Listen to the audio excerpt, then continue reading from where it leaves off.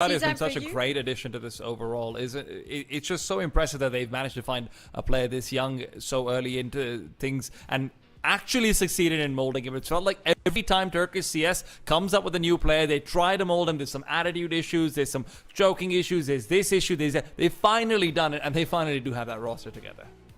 Of course, they're going up against PARIVISION Tea Time, and this one for me is, I think for someone that's not deep into the Tier 2 scene and is watching a lot of these online games, that they might not know anything about some of these players. Listen, it's not about these players for me, it's about Jerry for me, because I've been such a big fan of this guy, and this is a team which has broken me, Sam. This has just absolutely broken me, because this is a team that's come through. You know what they've given Jerry? They've given Jerry Kikert, major winning support player. Last year, at the end of his career on Virtus Pro, he was still looking really, really good. We know he has it in him. They've given him Batsy, one of the rising stars of 2022, one of the most effective, aggressive riflers we've seen. They've given him Art Frost, who's probably the best opping talent I've laid my eyes on since Wonderful, right? That's the caliber of player this guy is. And then on top of it all, you've even given him Belchenok, another rising aggressive rifler. My problem is, well, when is this team going to show up? When is this team going to do anything? This four-man core, and now with Belchenok added into it, has done nothing. They can't even get to an open qualifier, to close qualifiers, unless they're invited into it. When are we going to see Jerry live up to what his expectations were?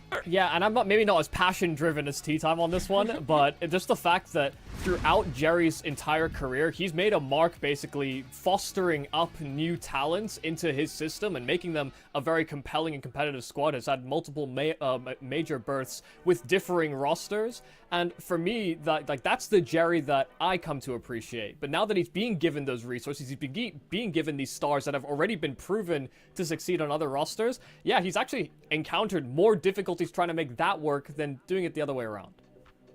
Okay, so I'm feeling all unicorns and rainbows today, so just bear with me as we go down this path. Do you think it's also a thing of, like, PARIVISION hasn't really had a chance to play up against this sort of stronger opposition like Eternal Fire? You know how it is, you kind of rise to the level of your opposition, so maybe they just need a bigger matchup to see what they can do. No, I mean, this is a good test for them, right? Because maybe paper is a weaker IGL as far as calling is concerned. Woxic on paper is a weaker Opper than Art Frost is concerned. This isn't playing up to the level of your opponent. This is about having a level of your own. What is their level? I don't see them coming through anywhere. I don't see them performing. You've been given some of the best talents in this region. For God's sake, I can't believe it. You're pulling a hoaxy over here. It's like, I'm watching you from the sidelines. I'm watching you waste Art Frost's career.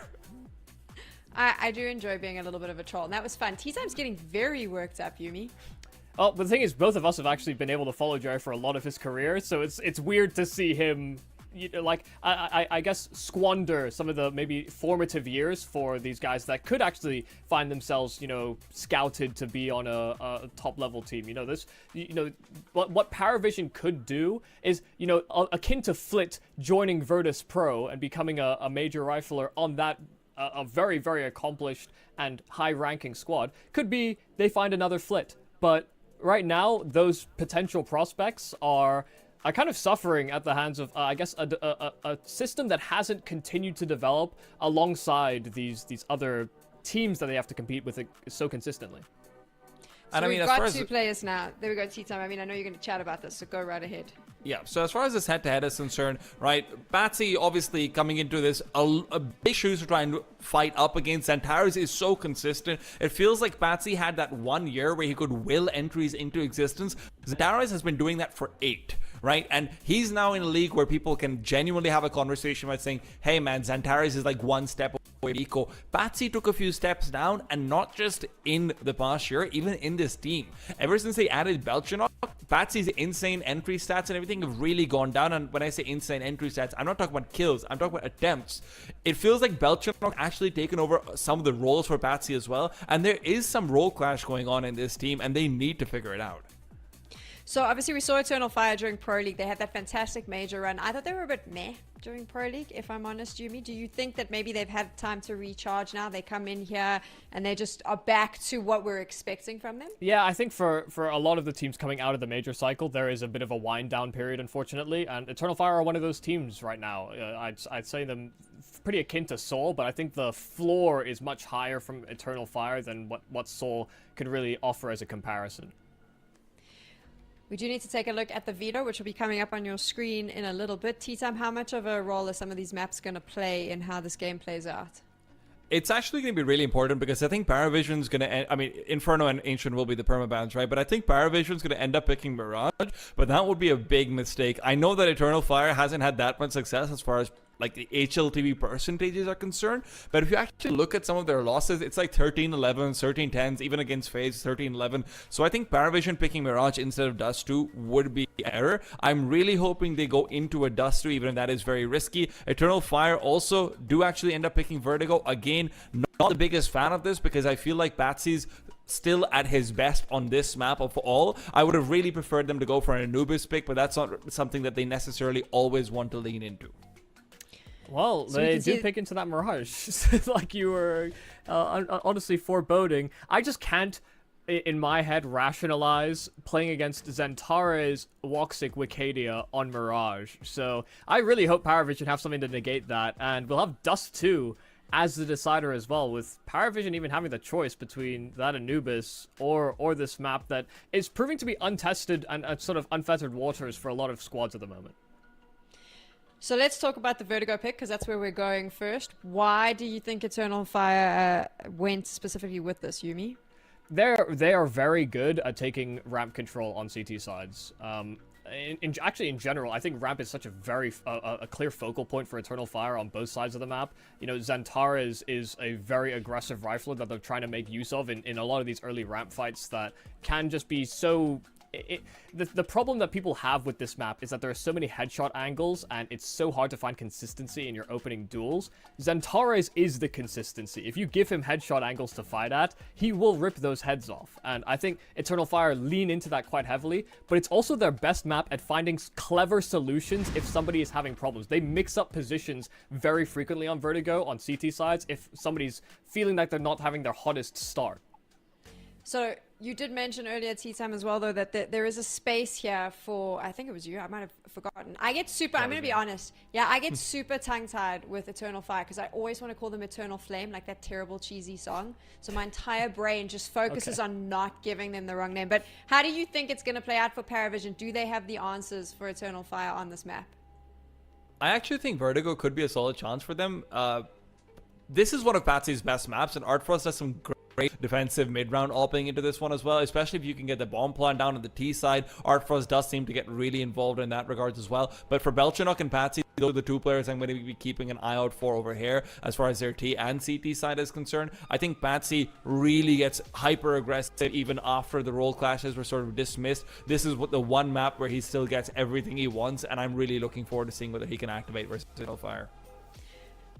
I'm looking forward to our two casters taking over, because I heard that sometimes weird Irish farmers come and bug Zephyr in the middle of a cast. Fingers crossed that happens this time. Let me just, let me just clarify. They bang on my window. The Irish farmers don't come and bang me, unfortunately. Yeah, I heard that. I was like, you know what? You're into whatever you're into, but yeah, probably not the angle that we were going with. But yeah, a major, minor disturbance. But that was a long time ago. That hasn't happened today, guys. So chill out. We're gonna be fully focused on the game. Jack, a pretty exciting one coming up. Opinion on it? Yeah, I mean, look, it's a shame that we don't get to stay around and listen to T-Time talk all day about PARIVISION. Bro, he was getting excited. I love the passion. And I do agree with him. It is about time that, PARIVISION do something. They're eternally a team that just plays, 9th to 16th in these online events, and we're waiting to see them actually do something. But Ted, against Eternal Fire, it's gonna be tough. It's gonna be very tough. Yeah, I mean, there's a lot of interesting conversations to be had. I guess we're gonna get to it as we get into Mirage. But taking a look at the veto is always going to be interesting, as they pointed out, picking into a Mirage when you're playing up against Wicadia, Zentaris, and Woxic could always fire back. And then if you want to focus on obviously the map pick of Eternal Fire, I feel like there isn't too much of an asterisk to it. It's a map on which every now and then PARIVISION have a good showing. There was a point made that Patsy is a good Vertigo player. I'm willing to agree with that statement. the thing is, you look at some of the results for PARIVISION, you look at some of the games, is the fact that they have been dominated on this map by teams that are nowhere near the level of Eternal Fire, right? Even though there are teams that have been, I guess, growing within our hearts, we've been starting to be fans of them. I mean, you're looking at the young team of Passion UA, right? And the fact that PARIVISION are able to get away with, what, 4 rounds against them. Those are the results that they're gonna scare you a little bit before a game against Eternal Fire. But the Turkish side, notoriously extremely good on this map. Xantares, Woxic, they love it, and they'll try and show it. And what a best place to show your comfortability then on a pistol. Here's an early push with the Julies, and that is Did I mention Wakadia? success. Yeah, Wakadia as well. Loves it. Adores it. He's a big fan. Balchanok, not so much of what has just happened to his team. As he goes searching, exploring, but oh, he's already been spotted and he's already been taken down. I don't even think we can pick that round apart at all, Ted, but it's PARIVISION picked apart early.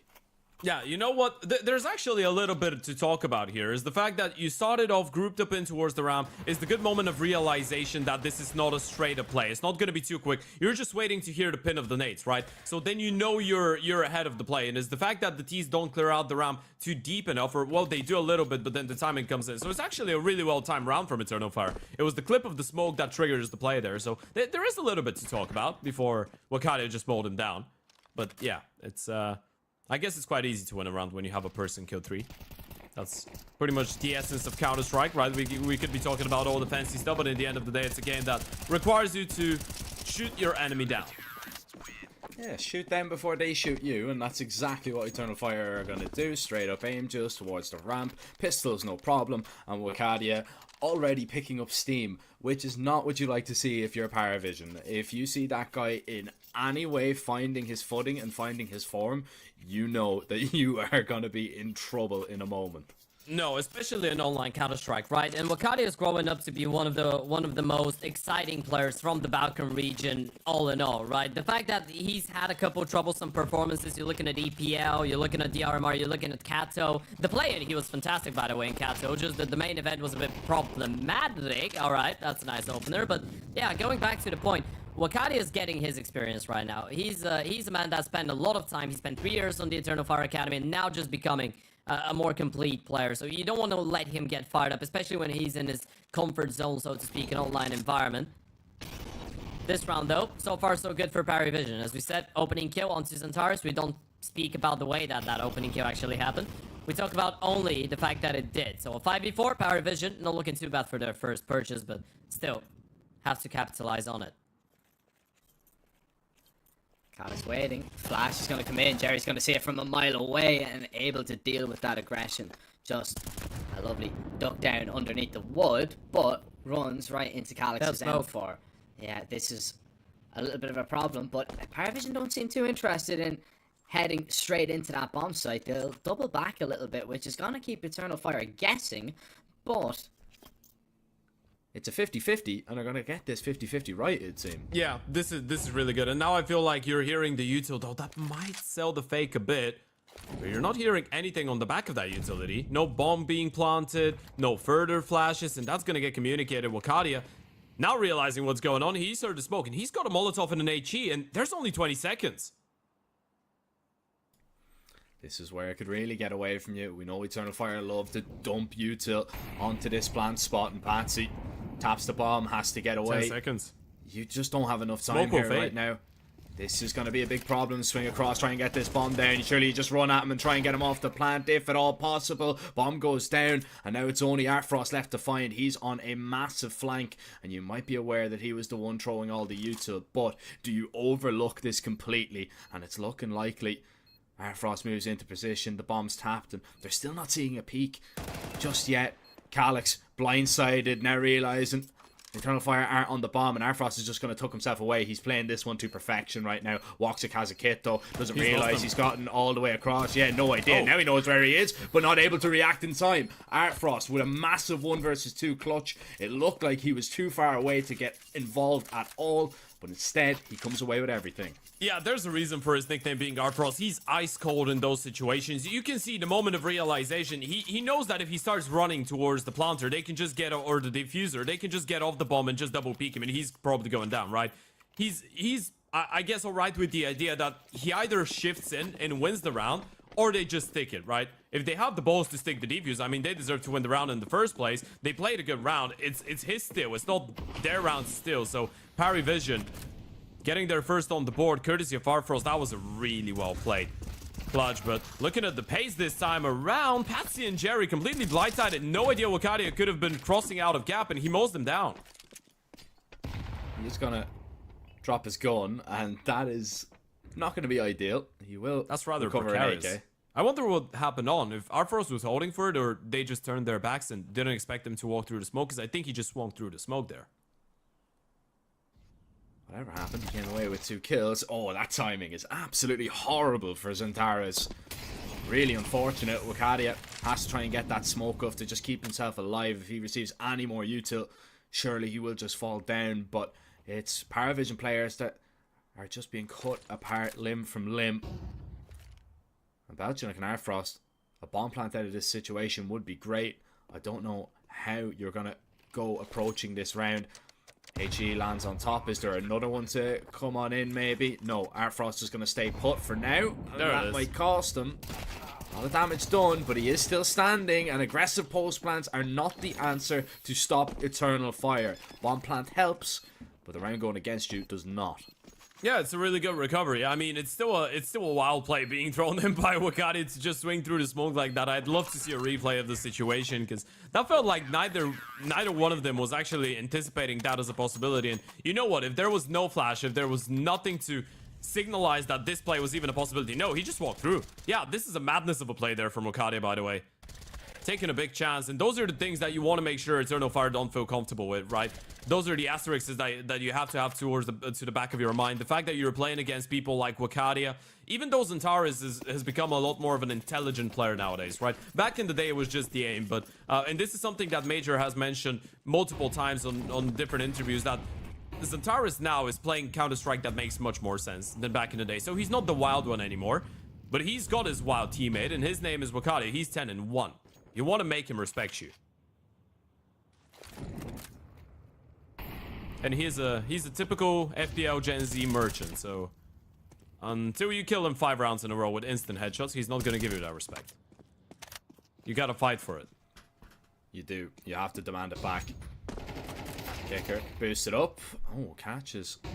Major in a horrible position. Support flashes are good, but blind both players, so Calyx won't be able to come away with this kill. This is still a little bit of a scary round for Eternal Fire. They'll try and get their util down and stop this play from happening. Is that AK going to find any more success at all? Kicker's already tagged down low, and yeah, they're just being cut apart at the seams. No chance of a bomb plant, and Eternal Fire just had everybody on hand to deal with something like that. But it's a nice idea, getting a hero rifle into that position, and it does worry Eternal Fire just a little bit. Yeah, especially in a round like this one where you have a lot of pistols around it, right? When Kicker finds that opening kill, they've got a couple flashes. Ideally, you want to make sure that the pistols close out the distance and get up close and personal against the rifles. There is a world where this one gets extremely scrappy. So far, though, so good for the CT side. PARIVISION will have the money once again, and we get to see Arfrost on an ADP as the desk put it. Biggest talent they've seen in the CAS scene after Wonderful. I'm actually going to counter that. I'll say Arfrost was here before Wonderful was on a higher level. And I feel like he's one of the really interesting names that not a lot of people talk about. I feel like he would have been on that Spirit lineup still if they couldn't get Shiro for it. And I truthfully believe that he is one of the best young opers right now. So a big performance required of him. Of course, the team around him hasn't really been functioning that well, even though they have great pieces. But you know what? He doesn't need it. Opening kill provided.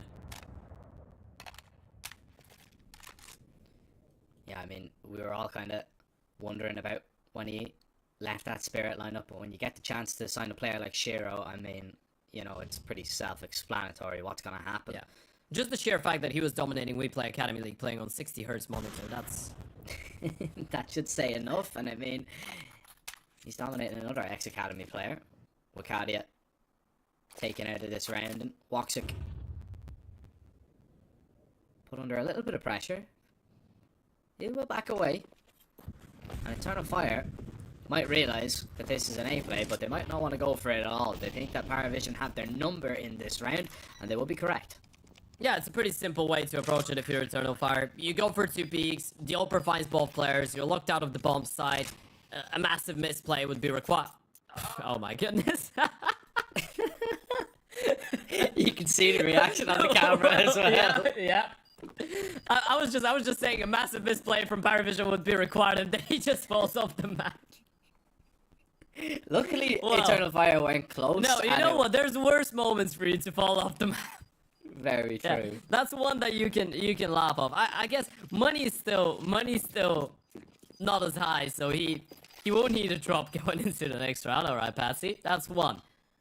And you better believe we're gonna be taking a look at that counter for accidents. 'Cause that was an accident. It was a big one. Well, at least he's got good teammates to drop over again there. But yeah, first fall of the tournament. Noted. Yeah, it is always a little bit tricky when you start playing those techie angles. Especially in high pressure moments. Just a simple little step and it could cost you everything.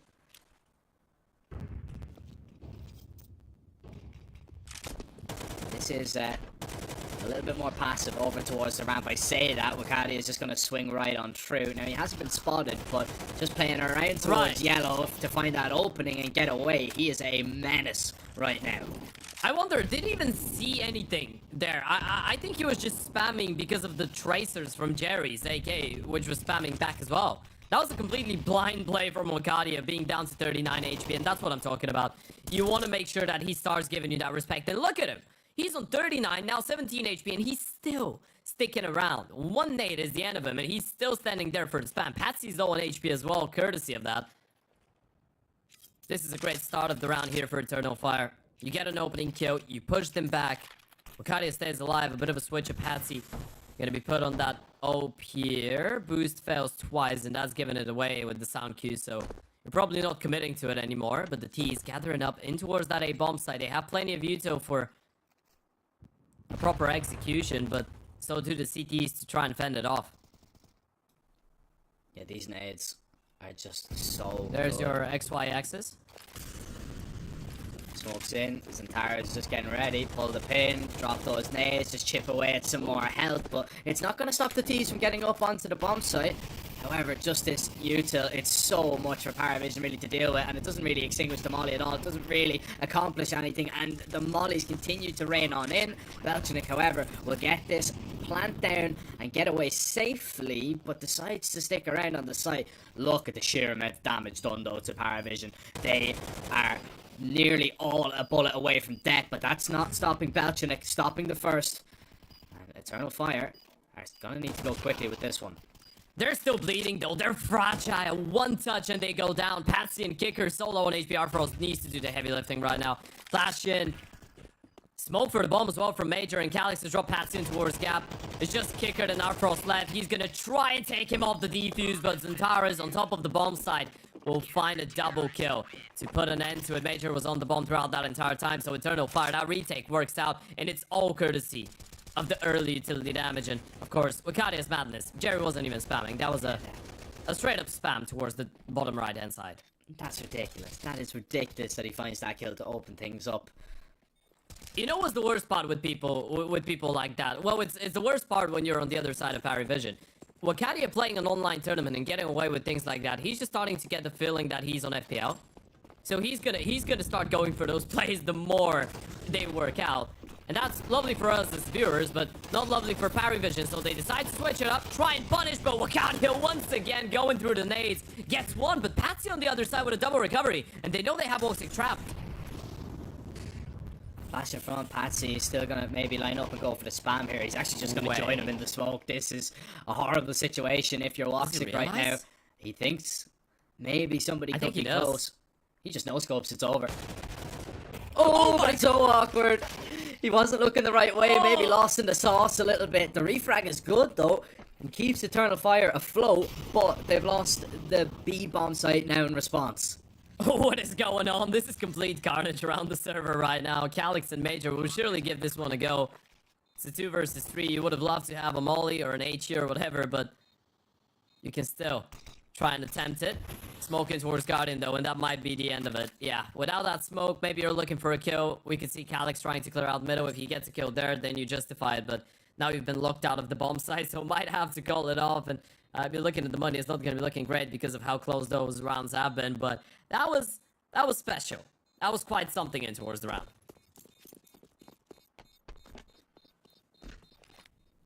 I mean, that's one way to kind of counteract the aggressive plays of Wicadia, right? I mean, he still comes away with a kill, but, you know, you molly him, you know he's going to come for a fight. You have 2 people holding for it as well. So, I mean, you'll take that trade, because a lot of the time Wicadia has been going, you know, at least 1 for 1, sometimes even more. Not this round, though. I would suspect, as really good early flashes though, and I feel like this is something that they've realized now. The early util that they're throwing towards the left hand side of the ramp is securing that part of the position just for a limited amount of time, and right after those flashes is where Wicadia goes for the peak, right? So you can afford to, as long as you know that you fended off the people peeking from the left hand side over towards the ramp, you can turn around and be ready for Wicadia to run through the U2. And obviously we did see the Molotov as well to make it a bit more complicated for him. And that's a lovely double by Belchanok. 1 out of 2 rifles in the round for the CTs as well. Well, Xantares, doesn't matter what HP he's on, he's not going to shy away from this fight. Not at all, especially with Wicadia for backup. Problem is, the mid lurk coming into play from Belchanok needs to be dealt with, and Xantares now knows about him. Can't really do anything about him at all. Wicadia looking for a straight up aim fight. doesn't go his way. And Calix might have his sights set on saving here. Xantares might have no other option. Yeah, again, pretty all over the place for the CTs, quite disconnected from this one, and Xantares might not be able to survive. Calix is still looking for something, and the bomb is yet to go down. Of course, the round should be out of reach. It's about clearing out those positions to allow Xantares to get up close and save a rifle himself as well. Calix should have that kill any day of the week, and there it goes. AKs for both CTs if Xantares is able to get himself in towards that mid position, and he will be able to do so. So money's not looking too bad. That was just a half buy for Eternal Fire, let's not forget. PARIVISION though, not looking too bad on that T side. And again, a conversation that we did have towards the start of this game. Ooh, that's a nice one tap. But going back to the point, a conversation that we did start is that Eternal Fire, CT side, T side, and I guess this is something you can say about a lot of teams. Vertigo is kind of like old school Dust 2. Of course, we can't say now, but it's probably going to be the case. Dying to the bomb is unfortunate, but ramp is such a massive part of the game plan on a lot of teams, on both the CT and the T side, right? So it's a fair assumption to make that most of the time, if you're able to push the CTs, especially when it's a team like Eternal Fire that is showing quite the heavy tendencies of fighting and showing that for them having ramp control is a necessity, when you're able to push them away, that opens up a lot more chances for you to have a successful T-side campaign. Now, what a lot of teams will do, you can try and counter with some pushes in towards middle and towards the B-bomb side extremity. Let the CTs or let the Ts have that part of the map, but don't let them execute onto you straight away, so you can actually, I guess, convert the fact that you have some real estate on other places of the map later on in the round. It's much easier to say than to do, though. And PARIVISION have been scaling fairly quickly up to an A play after getting the opening kills. Interesting to see how Eternal Fire will try and counter that.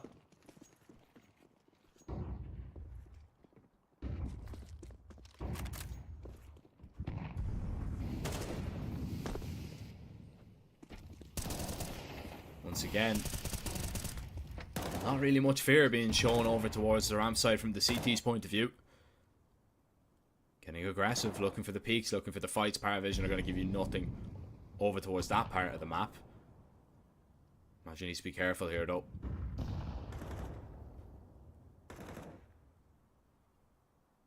Just one overstep, one overcommitment, and Belchenok will begin to punish. And he's been quite active over towards middle so far this game. Yeah, it has been. It's all about the timing, right? What can your teammates towards the A and B bomb side extremities do to open up a timing for you to work if you're Belchenok there? Distract Major in a way, and PARIVISION really taking their time with this one. A lot slower. Allowing Eternal Fire to run out of early U to win towards the ramp position. Slowly but surely, we'll start scaling up, but the boost might be something they don't take into account. And if they want to go back in towards the B bomb side, that's the move that is going to confirm it here. It's all the information. Flash will make them disengage, but so are the T's. Running back in towards that B bomb side, and Calyx is waiting. Yeah, 30 seconds. If you've got any util, you may as well drop it now. Calyx Smoke. doesn't want to take Oh, his util out just yet because he knows the fight was coming, but still couldn't do anything about Kicker. Now, Roger in a position where he needs to go absolutely massive, and he has done so. He's stopped him for now. 14 seconds is not a lot of time to get across safely and get this bomb down. It's already been dropped. Woxic through the smoke is finding all that impact, finding all the kills, and PARIVISION, it's all on Jerry, their IGL, to try and lead them to something, but it's only to their doom. Eternal Fire with a really good hold there. The reactions were good, but all that information really came there from that boost, right? I mean, once they're able to spot nothing behind it, that molly and that fake out, they could adjust accordingly. yeah, it's the... On one hand is the boost, and then on the other hand, it's something that we didn't see on the minimap. Wakadia instantly pushes in towards Gap. On the moment that they drop from the boost, he instantly goes in towards Gap, knife out, then he pulls out the gun, obviously, but doesn't see anything.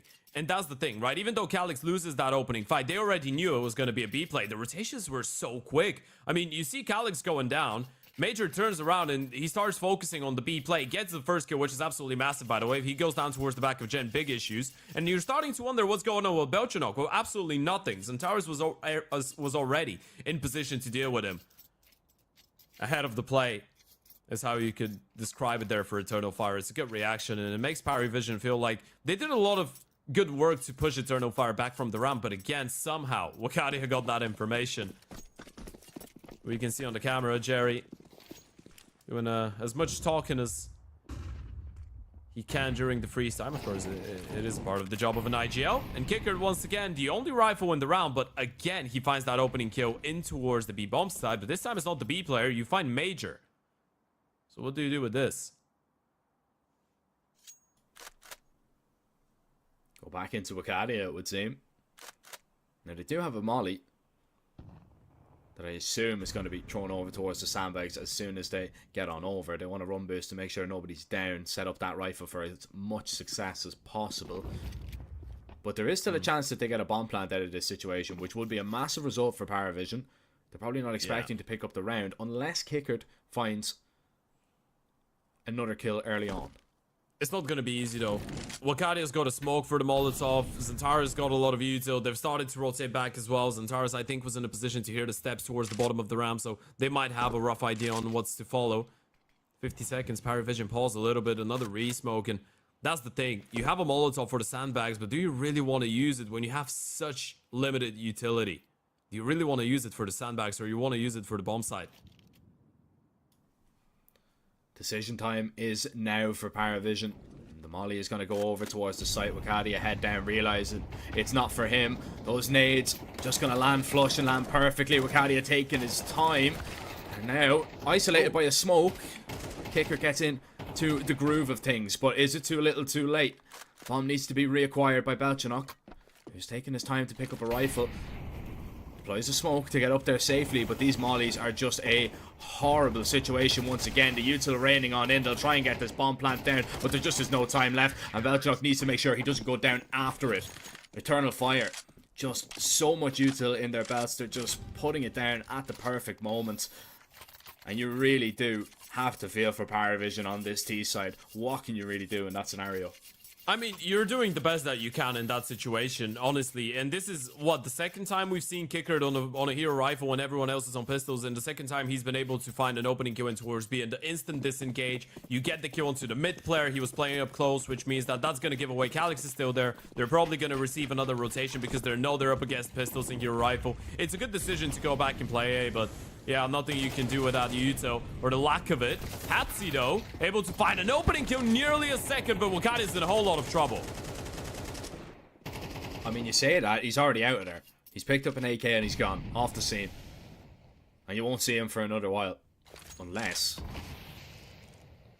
he wants to go for a peek. This would be an absolute disaster. They seem to realize it. The jiggle was good, but Jerry was just better. Yeah, I mean, finally he gets punished, right? It's like looking at the little apprentice of Xantares, right? Xantares has become a much more intelligent player in recent times, but then you see Wakadia, who's just going for all of those fights. It's absolutely crazy. Belchanok, though, opens things up in towards the A-bomb side. Woxic there to drop him. Still man advantage for PARIVISION, but with the low HP of Jerry, that nade could do a whole lot of damage, and it tags down Artfrost, landing right on top of him. Good damage done by Woxic, but Kicker, he is the real fight here. And he's playing an awful off angle. Woxic might not be ready for this. Smoke goes in. Position compromise. Tries to clear it out. Kicker really sharp on the AK-47. And that's going to put Major in a 1 versus 3. He's got an HE Molotov smoke flash, though. And looking at the low HP, it doesn't look undoable. No, it doesn't. Especially if he finds this kill onto Jerry here. It doesn't quite believe his luck. And, well, there it is. Molly and HE will slow Kicker down as he tries to get away, burn away a little bit of his HP. The op is going to be a problem, though, in this retake, especially when they double up. Are they just going to double swing together on a timing to peek out? Maybe just going for the jiggle. Smoke out. Kicker already posted with that AK, but he's forced that op away from that angle, away from that fight. And, yeah, just going to stick with the kit here. But Artfrost, just too quick, lines it up. Takes his time, realizing it was one shot. If he misses it, the round is over. But he connects.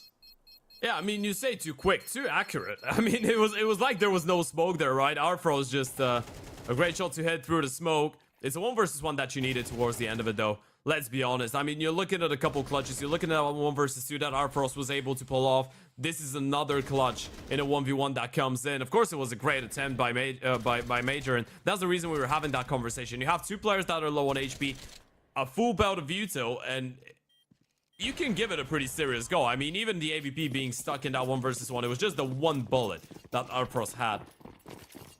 If it misses slightly, then the round is pretty much over. At least you stay fairly competitive. Well, not according to 1xBet.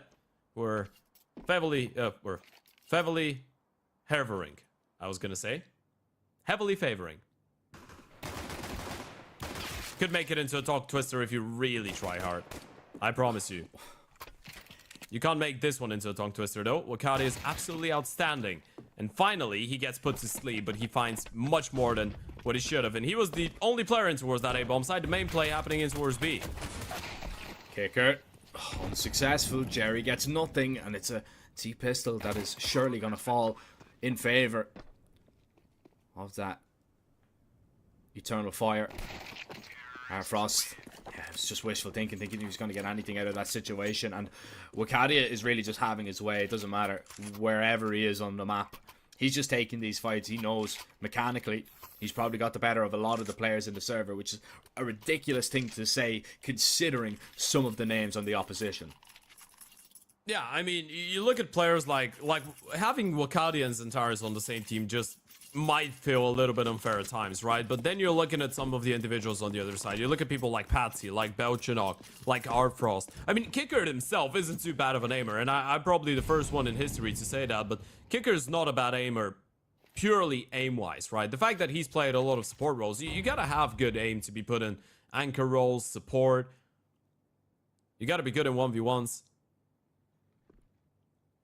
You need someone to step up to the plate, though. Wakadi has been playing outstandingly, and there's been no one to step to the plate, and they decide to go for the first buy, and this one is already looking fairly dire for the CTs. The 2 players already fall by the wayside, and if you lose this round, your money is just going to be completely snookered. That is really just handing the reins over to Eternal Fire. It was a close competitive game. Nothing worse than looking at a failed snooker attempt. What would that be when the ball goes off the table? Because it's looking like the ball is going to go off the table and off the map and hit the floor below, landing right beside Patsy's body.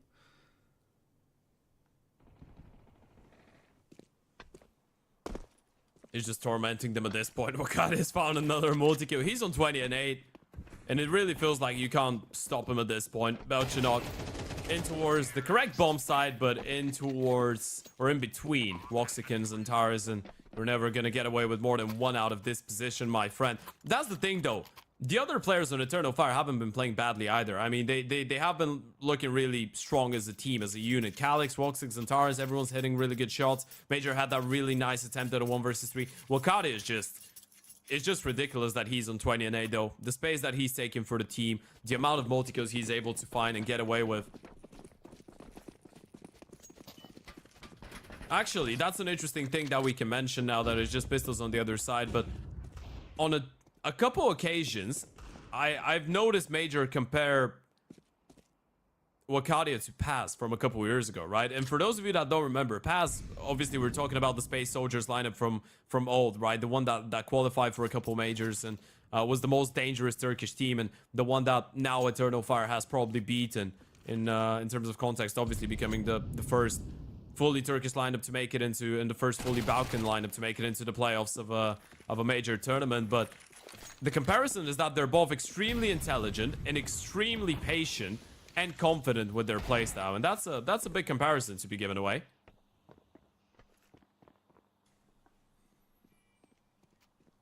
This is still a scary round.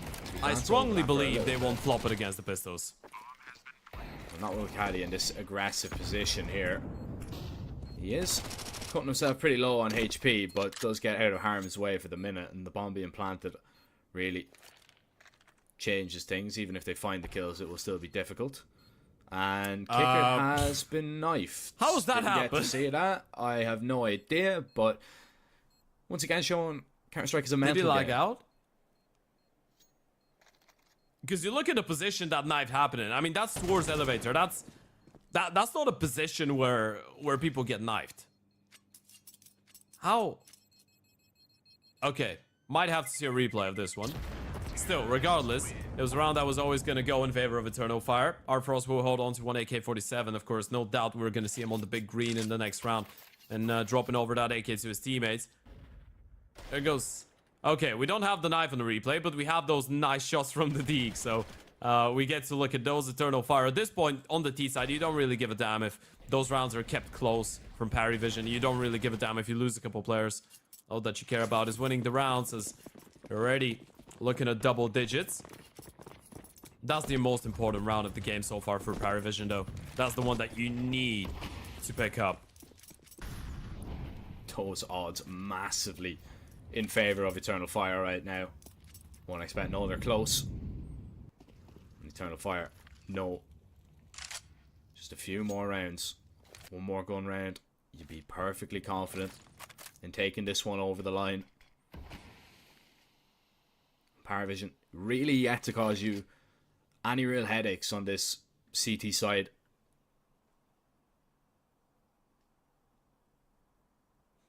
But this is a lot slower from Eternal Fire here. Not that aggressive style that we're so used to seeing. Yeah.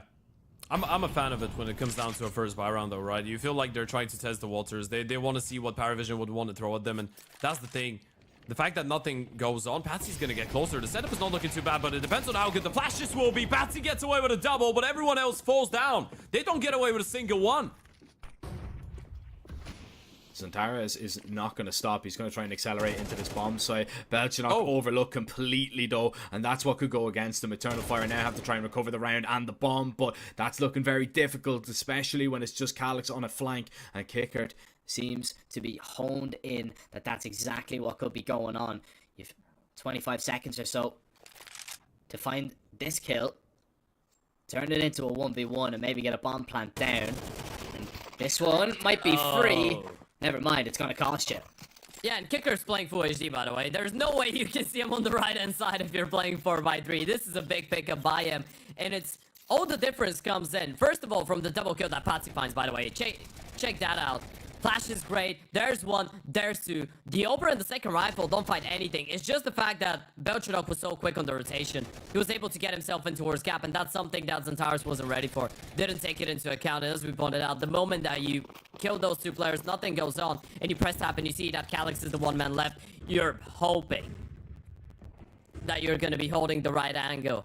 Because you know he's going to be coming in somewhere from behind, or he could be. Still though, a lot more work to be done. It's a good start, and Kicker makes sure that they keep on riding that momentum. Oh, but Jerry oversteps the mark a little bit with that peak. And PARIVISION still want to hold on to control of the ramp. Eternal Fire just really picking and choosing their fights right now over towards A. And still playing very slowly.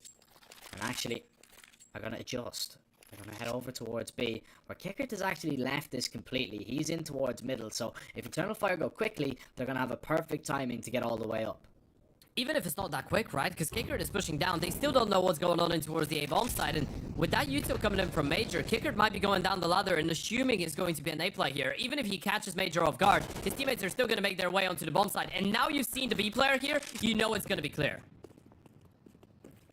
So you can get forward, you can take all the space in the world, and you can get this bomb there. And most importantly, PARIVISION.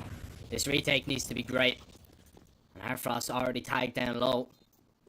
Wakadia looking for this fight. Nothing being given to him just yet, though. He's hearing the steps, but hasn't seen anyone. This util is going to go high over Woxic and Wakadia. It's the two W's looking for the W in this round. Trying to lock it in, and yeah, it's been signed, sealed, delivered to Eternal Fire's doorstep. And Airfrost, he needs to hope that he can get away safely with that AWP, because they're going to be able to bring little to nothing forward in this next round.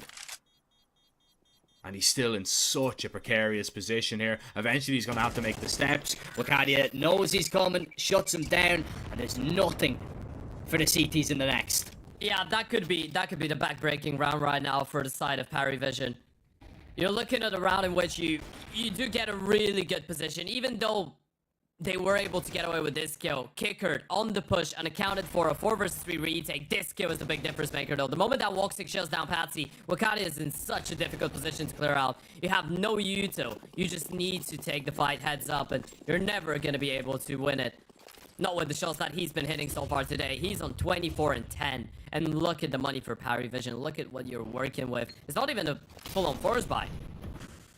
It's a half buy here, and well, I don't want to say you're allowing Eternal Fire to get up to 12, because you could still potentially steal this one away with the pistols and the MP9s, but you're not going to be in a pretty favorable position to do so. Eternal Fire could be running away with a pretty clean victory here out of that Vertigo. And if you're PARIVISION, you're just hoping that someone steps it up individually. You just need a hero right now. Even if it's unconventional, even if it's scrappy, you just need something to work out. Yeah, even if it's only for, you know, one round that somebody has to go absolutely insane. It just keeps you alive. And that's all you're looking for right now. Jerry. Here's that nade being pulled. Decides not to swing.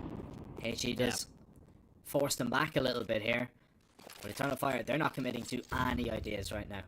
Yeah, and you can see the pack mentality right now. The moment that you recognize you're up against a weak buy, because even if it's a force buy, it's not gonna be the best one in the world, right? So you just gotta stay together, especially in a 5 versus 4 like that. You can group up, go into a B play. You've put a lot of presence in towards the ramp, so you're just hoping it's not gonna be a B stack, and you've made the right call. Kickert is all alone. He sees too many players on his screen. Still able to get away with one, which is good enough, I guess, considering he was, again, soloing towards that B-bomb side, but it's not going to be good enough to give too big of a chance to his teammates to go for the retake. And at this point, you got to start thinking about even saving up if you've got armor, if you've got a defuse kit.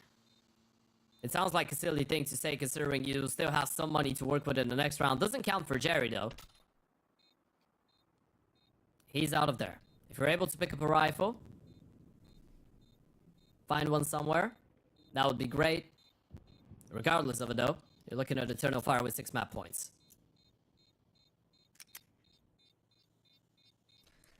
And the game plan has been executed to perfection so far for Eternal Fire. I don't think they're going to be too disheartened by giving up 6 rounds. Especially if they close it out here. They can be really happy with what they brought to the table on the CT side. Wakadia could just really do whatever he wanted. And there's nothing the PARIVISION can do about it. Jerry trying to hope that he can maybe come back with some kind of retaliation, but it's looking bleak, and not just for his individual performance, his team performance overall. been a statement and a half. It feels like a pretty similar situation to what we saw in game number 1, though, right? I mean, Seoul go on their own map pick and they just dominate the hell out of another CAS team, and that's what the Eternal Fire have been doing so far. Now, PARIVISION will still try their best to get as many rounds on the board as possible before sending us to a second map, but Zantares gets the opening. Patsy with a great double, most 2 down. But look at Wakadia. He's walked through the smoke and they don't realize that Wakadia turns around, finds one looking for a second, finally put to sleep. Yeah, he really could have been the fox in the hen house there. So Woxic was about to be walked upon, whether he realizes it or not. Now he's going to have to walk back. He needs to get the bomb here. If PARIVISION decide to push, this round is theirs. But yeah, it's a 3v2 though, and you don't know it, right? You don't want to be risking it right now. You are hearing that smoke. You are hearing the molly and the flash, and the fake might just initiate a push a little bit, but with Major going down, that's a big problem. Now they know exactly where he's coming from. They're just going to stick around, and they're just going to play for the timings. Arfrost has already slipped the net here. And Woxic is never going to be ready for this at all. Doesn't even realize where he's going to be shot from, and that missed shot really just signaled the end of his life. It's not the end of the game just yet. PARIVISION will survive for at least one more. Yeah, and I mean, the money on Eternal Fire isn't in a good spot, so if you win one more, of course they're going to be able to have the AKs this time around, but if you win one more, you could be putting it in a pretty precarious situation, so getting away with a couple, 12-7 isn't completely undoable, but it would have to be a massive shift into what we've seen so far, and that previous round still was fairly close, and it comes down to a couple individual fights going their way. At this point, though, even making this one competitive is gonna better the mental slightly. There is a difference between going into map 2 after a 13-7 and a 13-10, 13-11. Even if it's going to be a bit frustrating maybe that you had a chance and you weren't able to fight all the way, at least knowing that you were able to put up a fight against Eternal Fire on one of their best maps.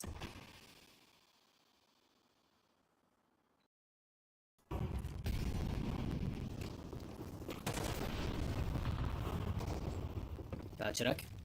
Hearing a lot of players burning. Yeah, it's absolutely insane. You just cannot feel confident going into this engagement right now if you're the T's. The CTs are going to swing out wide, and Patsy, steps into the flames, and that's what's going to cost him his life. Belchiduk going to try and trade out a little bit and regain and hold on to that control, and he's going to do a whole lot more, spraying down 3. That is PARIVISION. Maybe saved a little bit there. The peak's just not working out, but all the way over, B is completely clear. Calix can lock off these rotations. Now, was he spotted? Judging by Kicker slowing things down, I think so. I think you just realized there could be a player there. I don't think they've seen him specifically, but they just know that he could be out in towards the B-bomb side. Good old Calix moves, man. He's always on the other side of the map, and it's still a 4 versus 2, but you're unsure on where Calix is, and they're taking their time with trying to clear out all those angles. Calix and Woxic would need something special, but Woxic's got a 1 versus 1. If he gets that kill onto Kicker, he can turn around and support his teammate. Looking for that kill. That's a great flashbang. He's going to get it. Calix is going to push his way forward. He'll get 2. And they'll lock it down. A 2v4 to seal it. Eternal Fire absolutely dominate PARIVISION on map 1. And man, I don't know if we're going to see a response from PARIVISION in the next. That was an absolute mismatch, especially towards the end. And nothing bared any fruits at all. Yeah, I mean, this is the Eternal Fire that we wanted to see, right? That's why you're going into the tournament being the best Turkish team ever, right? Is this iteration of Eternal Fire. You qualified for the Major. There was a little bit of drop of form after that. Obviously, what Major told us at the end of his participation in EPL was that the team was feeling a little bit tired, right? After a really packed schedule, a lot of high-intensity games, they had some time to prepare for this, though. They had some time to chill out, and that Vertigo was... well, pretty much what you wanted to see. Now, I'm gonna leave a bit of an asterisk in there. That was starting to get a little bit more interesting towards the end, and if it wasn't for the 2 versus 4, who knows? Maybe PARIVISION would have been able to bring it closer, but I'm looking forward to seeing what the desk think about this one. Let's have a little bit of fun here. Tea time. Did you know that Wakadia got more kills on that map than Jerry's actually played that map, if I'm not mistaken? Yeah? Yeah, I know that. I know that statistic. I'm not happy with that statistic, but I do know the statistic. Yeah.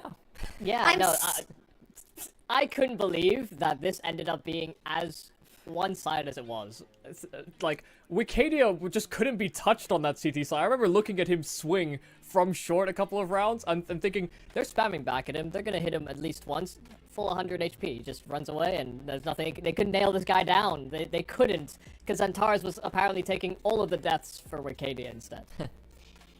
For me, Wicadia, I mean, he obviously popped off. It looks great for Eternal Fire. No disrespect to them. They win their map pick. Fantastic. But let's talk about PARIVISION, because I know that T-Time gets quite passionate about this, which is why I like to take jabs. But what is I mean, before we even say what's going on there and he can have one of his long runs, T-Time, where was Patsy during this whole map?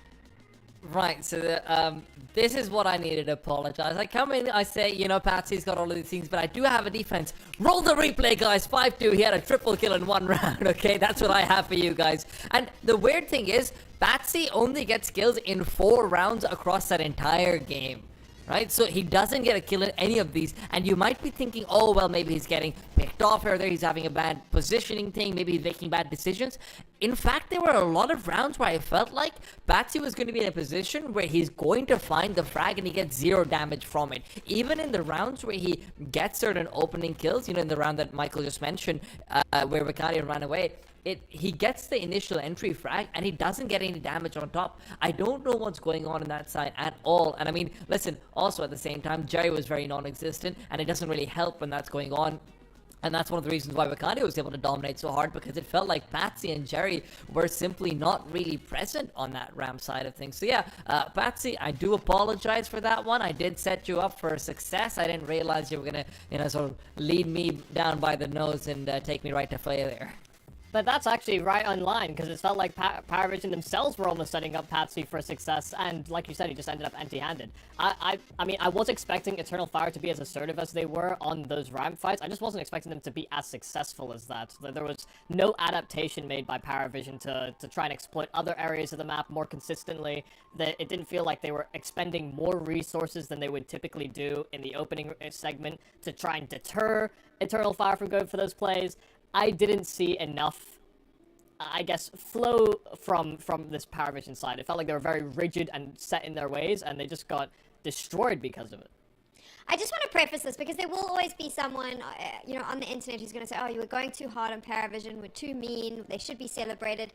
I want to argue here that the reason we're going as hard as we are on this team is because the individual parts are very, very good. On paper, this is a fantastic lineup. In the server, we're not seeing it. They struggled on Vertigo. There was these moments where you could see what the potential was there, but for the most part, they just can't follow through. Do we know why? I mean, can we put all the blame on Jerry? Is that fair, or is this just a team that can't seem to figure it out together? I actually wouldn't put all the blame on Jerry for this one, at least on a macro level. There's a lot of blame to be shouldered on a micro individual level for sure. But to be honest, again, if you're never going to have your ramp players on the T side actually get kills, yeah, you're going to struggle. And when we switched over to the second half, we did actually see situations where, yeah, if they go over towards Gickert's bomb site, Gickert is able to find an early kill. If they're coming over towards the ace site, then sure, you're sometimes able to get the first kill as well. But even then, in a lot of these clutches where it's like a 4v3 on the CT side, you know, even the last round I think it was a 4v2 or something like it, we're just seeing such weird positioning, some weird comms coming through, and that I do put a lot of the blame on Jerry. But on the T side, I actually think it was set up for a little bit of success, maybe if not all of it. On the other side with Eternal Fire, I mean, Yumi, they just look like a well-oiled machine at this point after the major. I think that they feel confident. A couple of cracks, I would say, that you can see there, but for them, they knew exactly what job they needed to do on their map pick, and they did just that.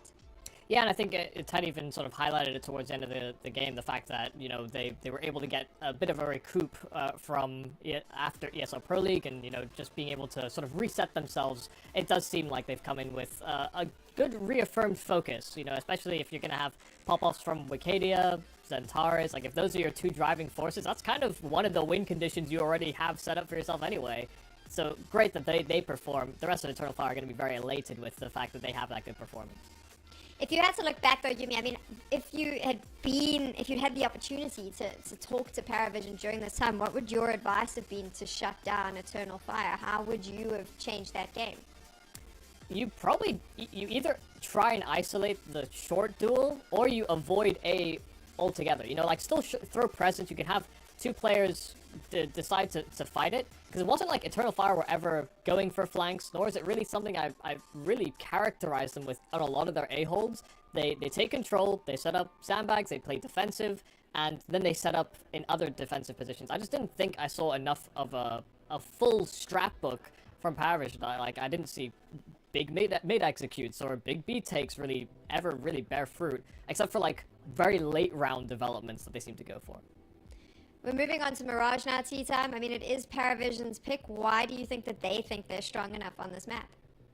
I genuinely just think that this is one of their default picks coming into it. It's not even about, hey, we're strong enough to beat Eternal Fire. It seems more for, hey, this is our comfort pick, this is our comfort map. And I hate the fact that that's what they're sort of going for. Because, again, it's even easier to pick when you look at the percentage. I think Eternal Fire is like a 17% win rate over the past 3 months. And that doesn't matter. I'm telling you right now that win rate is completely immaterial. They were having incredibly close games going up against the very top teams. Sometimes at the ESL Pro League, where they were burnt out as well, right? This is not a great situation to be judging that win rate.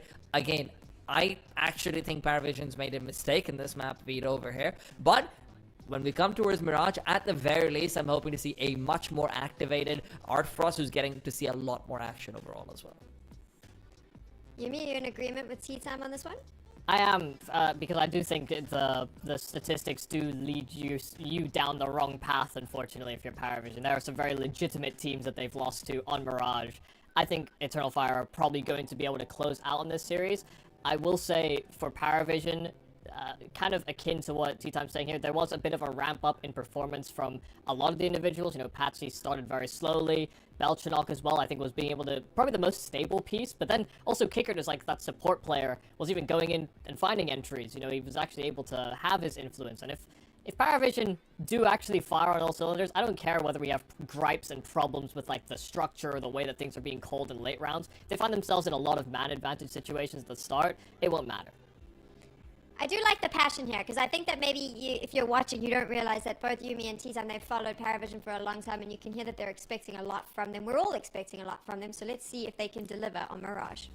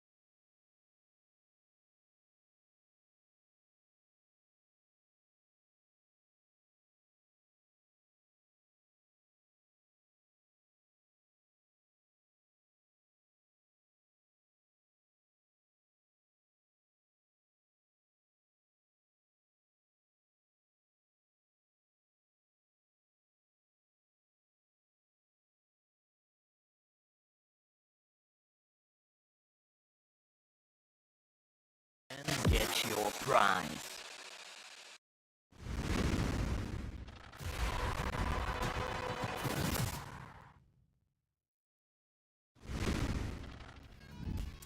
Welcome back, folks. You are watching the CCT Global Finals, and we are ready to jump, almost ready to jump into map number 2 of our second game of Group A. It is, of course, the side of Eternal Fire taking on PARIVISION. So far, so good for the Turkish side, Jack. Favorites going into this one.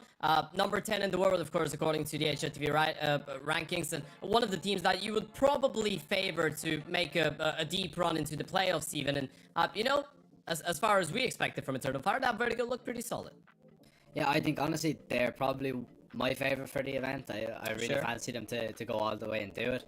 I think they look good. The Death's made a really good point about Mirage as well. It's like you're picking into Mirage against some of the best aimers that we have in the event. We see what Wakadi was able to do and what he was, more importantly, able to get away with. You know, just running out facing from Ivy and just not being contested really at all. If that happens in, you know, any aspect of Mirage, this one really could be a tough day for PARIVISION, as if it wasn't already.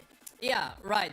One thing that's really important to mention, and it's a thing that they again mentioned twice on the desk, but I'm gonna give in a little bit more detail to it, right? The fact that we a couple of times talk about the fact that Eternal Fire might have been losing a lot of their Mirage games recently, but they have been coming in close against some of the best teams in the world, right? You're looking at 11 rounds against FaZe, you're looking at 10 rounds against Imperial, which Imperial is a good Mirage team, and that's only EPL where, as we already said, they didn't necessarily play up to their own expectations towards themselves. If you want to go back in time a little bit further, of course, you're looking at that Na'Vi game at the major, picking up 13 rounds, losing in overtime 13-16. So if you want to look at the way that they've been losing the games, you're gonna go down to the conclusion that this is not a bad Mirage team, right? And as you pointed out, it kind of feels like it's gonna be silly to say that we're expecting a team that has Antares, Woxic, and Wakadi on the lineup to be a bad Mirage team. I mean, for God's sake, even Calix, right? He was a part of that Space Soldiers lineup a couple years ago.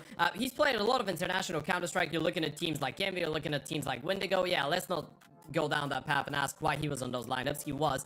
One thing unites all of those teams, though. They were all good at Mirage, and Calix has always been a really good Mirage player in my eyes, right? I mean, his style might come off as a little bit unconventional, maybe a little bit baity at times, but he's a man that really accurately understands how the rotations and how the movement works on this map, especially when he's on the T side. So you're going up against a team that has been playing proper Counter-Strike for the last couple months, best Turkish team ever, in a tournament, an online area where I guess you could see that Wakadi is just feeling himself. If you're PARIVISION, what I'm trying to say is you're in deep trouble, and you want all of those players, all of the names on the teams to tune in. And again, another point that everyone has been making so far, and it's one that we can't run away from, is the fact that you do end up seeing all of those names on the server for the side of PARIVISION. And I don't want to sound overcritical, but you expect them to be able to put up a bit more of a fight.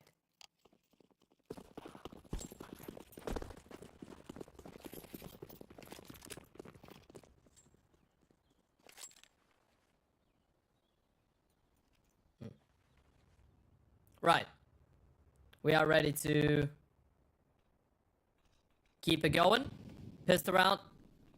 Starting off. Nades come in. Pause It's to start things off here from this Mirage, and it's already been shut down instantly. Eternal Fire just locking in those kills, locking in the round, and just without any real issue at all. PARIVISION try and go for just something to catch them off guard. But Eternal Fire were completely ready. They had everybody on hand to shut it down, and they were able to do exactly that. Now, PARIVISION, no bomb plant there, so no party really in the next round. And I think I'm back. Well, welcome back. Didn't miss much. Quick pistol. All right, you hear me, right? Yeah, the delayed reaction caught me off guard there. I thought you still couldn't hear me, and I was gonna lose my mind there. Yeah, Discord trying to separate us, but you know what? We're inseparable. Internet can't stand between true love and friendship. A bit too much with it? Overcooked it? A little bit, yeah, a little bit. I mean, right.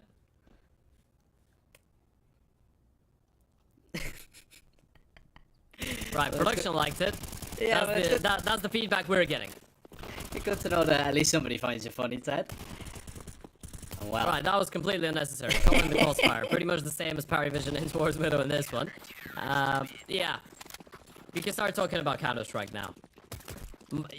Look, my sense of humor is my sense of humor. If you're not eccentric enough to understand it, that's on you. it's a great way of looking at it, and it's a really good way of looking at this, that Parivision already still haven't found a kill on pistol round, second round. Surely that's going to change now. They've got the rifles up. Those quick and easy rounds should be, in theory, over.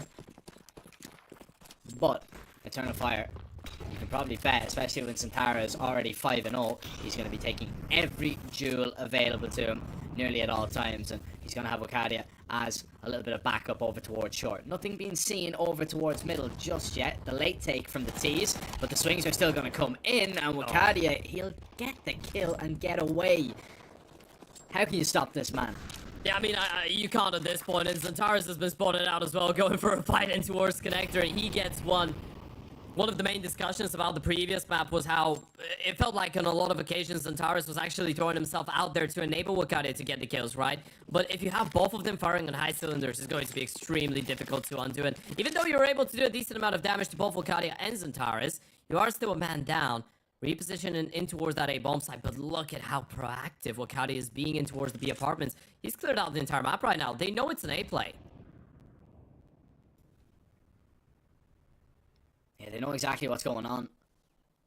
Just about stopping it now. They do have a lot of util. Should you even get out onto the bomb site here, you can molly default and just make things very, very difficult. But what's going to be extremely difficult is Wakadia already in this position. He is just going to be looking to catch out Patsy, which he will.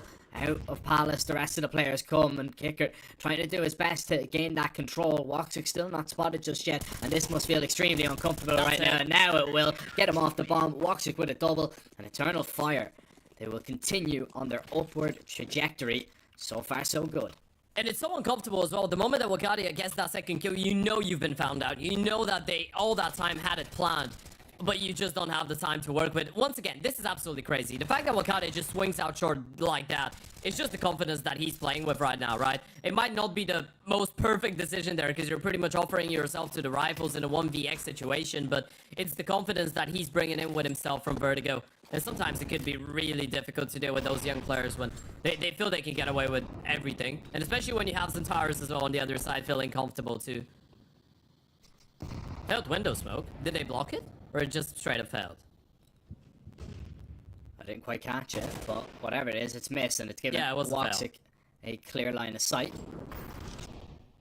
I think they realized it though, because Kicker jiggled Can't it. really So capitalize off it. yeah.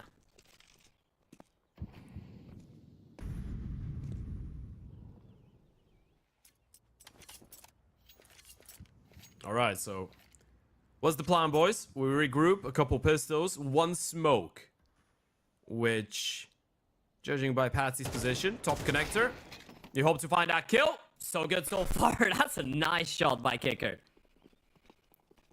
Insane Deagle reaction. Calix has gone unnoticed though, waiting for a flash to try and peek out. It's an awkward engagement, but he wins it, and we'll get one more before he's taken down.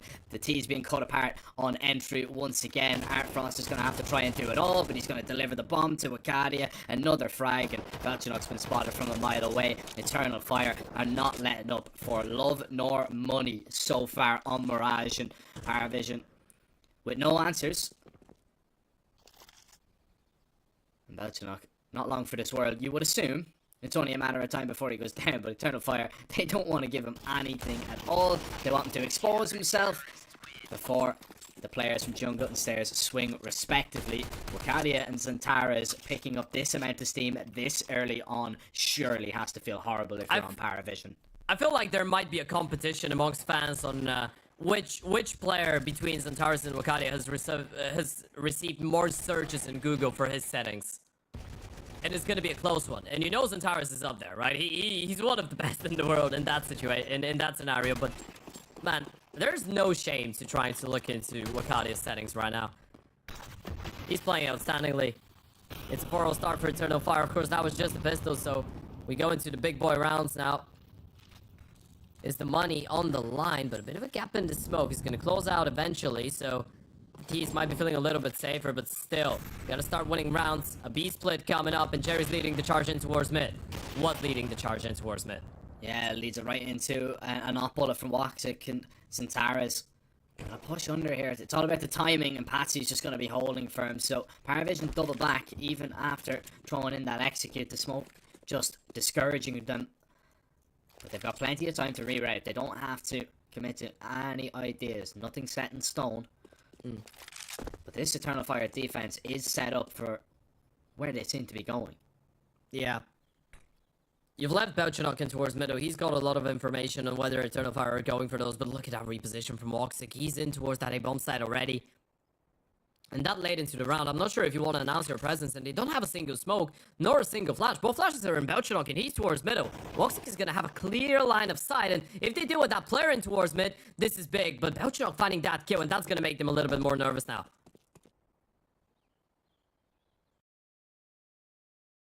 Very late in the round to be rotating out of a setup, but Woxic wants to get over towards B, leaving Calyx to fend for himself. And he's no idea that they're already that close. He's going to be hearing the steps now, going to be seeing the mollies and realising the mistake that maybe has been made. Patsy overlooks the stairs angle, and Calyx can't deny the bomb here. He's just trying to keep them occupied, but knows Belchanok was going to put him on a timer, and they leave it late. Oh, can he see him on the bomb? No. There was maybe a chance that Major gets the perfect angle to take him off it, but PARIVISION luckily get that plant down. The moment that they start planting on an angle that's spammable from short, by the way, I started quivering. I'm not gonna lie. That was really scary. Major still should be able to hold on, and they're actually going on the hunt here, which I'm fairly surprised at. I mean, you should know that the CTs have a decent amount of money. You're on the side that's struggling more financially. Well, I guess it doesn't matter if Belchanok just hits the headshot straight away. So, kill found out. PARIVISION get around on the T side finally, an Eternal Fire counter with an instant tactical timeout. Now, I did say that their finances are alright. Alright is the way to go. You can't go above it, though. That's as strong of a word that you can use in that situation. And again, taking a look at it, it's a great recovery from the T's. The moment that you lose Jerry in towards middle, you realize he spotted one, he sees the second behind him. They could be anticipating that split in towards the B-bomb side. So it's a great moment of realization. Slowing it down, allowing your players to get comfortable in towards that A-bomb side. Belchanok doing a whole lot of work in towards middle as well. Not only winning the first fight, but then dealing with Calyx as well. I guess you can ride that round on him. And there was an interesting discussion with it, right? Having Belchanok and Patsy, two players that seem to be fitting in the same player profile on the same team, is oftentimes, or it could prove to be difficult to balance. But, you know, if you're making Belchanok shine, I guess Patsy being the more experienced one, he's always going to find a way to get involved in the action.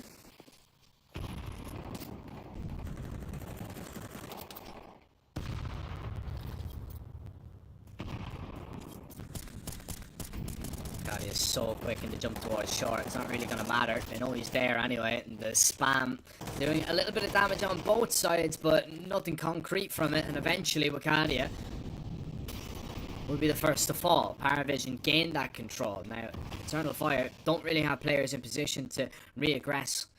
That might come a little bit later on, but you do feel a little bit sorry for Major, who's alone. And especially because Eternal Fire, when they go for the information, when they go for the little peaks, they're walking right into that AWP.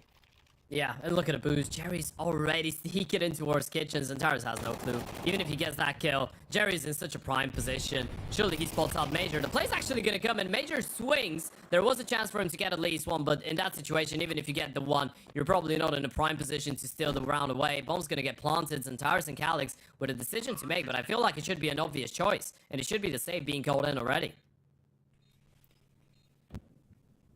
Kicker's already on the hunt. And Centaurus should be good in this position, but PARIVISION might be trying to save that way a little bit later on. I do worry about them bringing that up forward. Kicker could be a real danger man, and you might not be expecting him to be that aggressive at all. Short steps are being heard though. Calyx is going to be tested. The longer the short players really keep Calyx here, the bigger of a problem it becomes, but gets away to safety. AWP will be brought forward. Kicker just too slow this time. Yeah, it is an important save, but it's all that you're gonna have going forward. And you know, this is already looking much better for PARIVISION. Early on, I guess it's quite an obvious statement that you can say middle is going to be a bit of a focus, right? They did try to go for early middle control in the first buy round, even though they were fended off by Woxa getting that kill onto Jerry. But again, prioritizing getting that mid control, even if it's later on into the round, it opens up the avenues, especially if you're A and B extremity players are able to stay alive or even find something. Boost on top for the O. Gonna try and set up our Frost for an opening, and Xantares walks straight into it.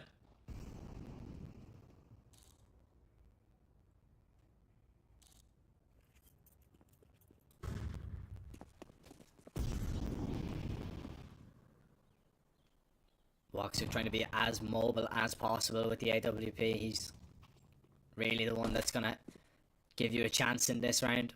Wakadia able to recover that rifle.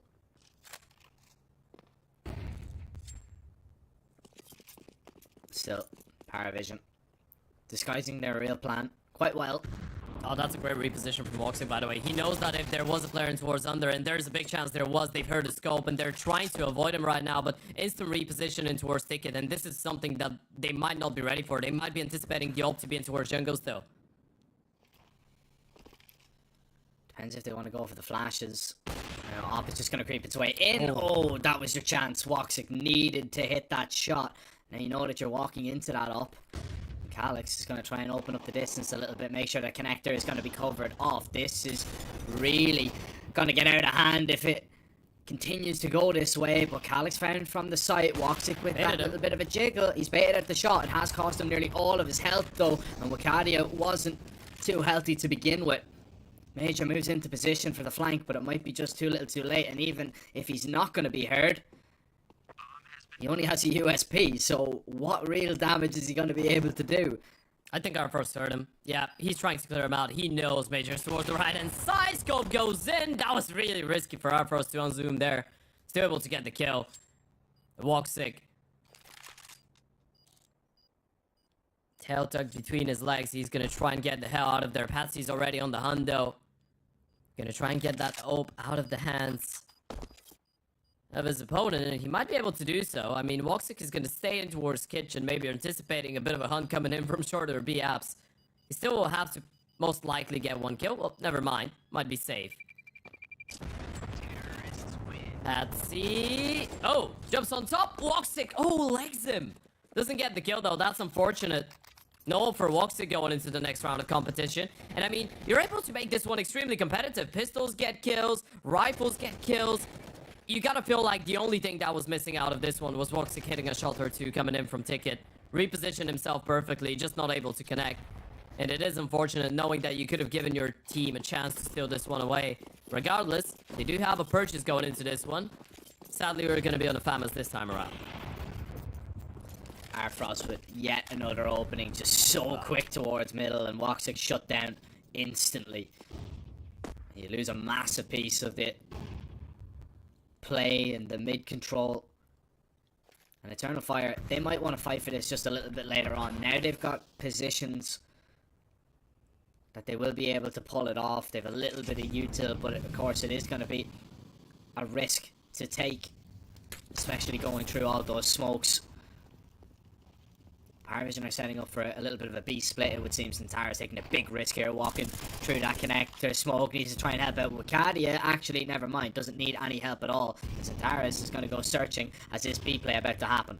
Yeah, Major's in a great position though, and they're still looking for the side player, but he's left. He's focused his entire attention into our short, and now they want to slow it down a little bit. They don't feel safe going into B play no more. And they did that a couple rounds ago, but this one might be a little bit different. Xantares once again pushing under, and again they're ready for it. That's twice now.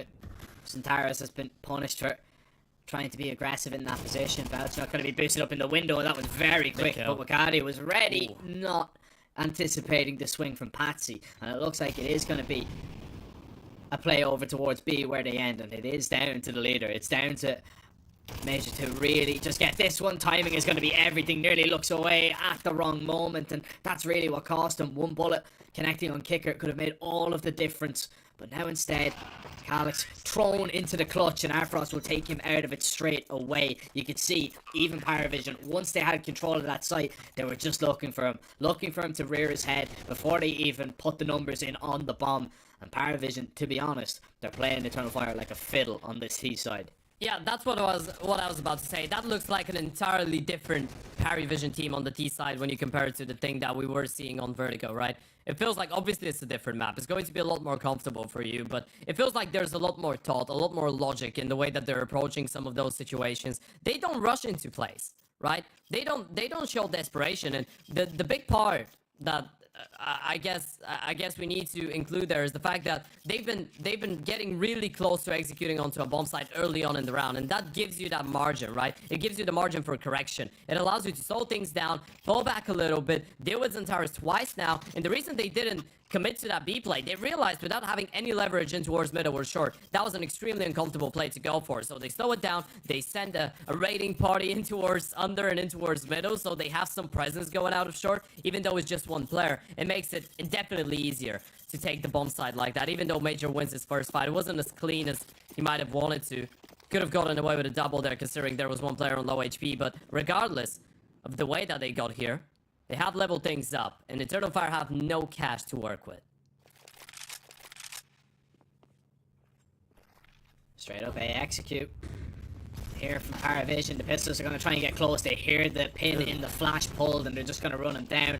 And he spotted out 2 players. That's a lot of information for the T's now to go off. And Wells and Tara's just taking all the risks. And Tara's, that's why he's the best. That is why he is known for plays like that. Super aggression out on the balcony, and PARIVISION are stunned. That's not super aggression, that's aimbot. He's playing an aim map right now. He's playing deathmatch. That's the thing. That's the play that you're getting when you join deathmatch and you see Xantares on the other side. He's just turning around like a tornado, taking down every single player on his screen. That is absolutely insane. It's horrendous. How is he able to pull off rounds like that? And then he goes down to Arfrost once again. I mean, back to normal proceedings, but that was still outrageous. That is ridiculous. That he's able to come out and get 4 there just so quick. Just the adjustments onto every single head. And now we're back to planet Earth, and Arfrost is just going to his 4th opening kill with a nope towards middle, when PARIVISION are dominating again. Yeah, this is back to regular programming, it would seem.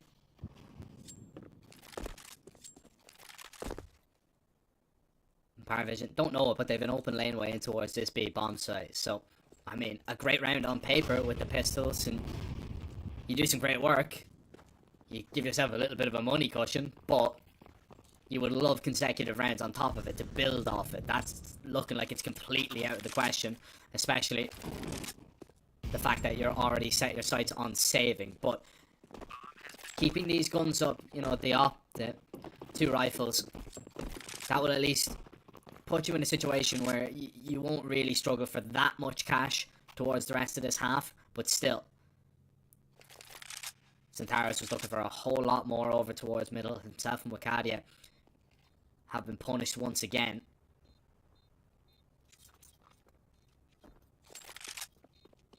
And Kicker, little smile.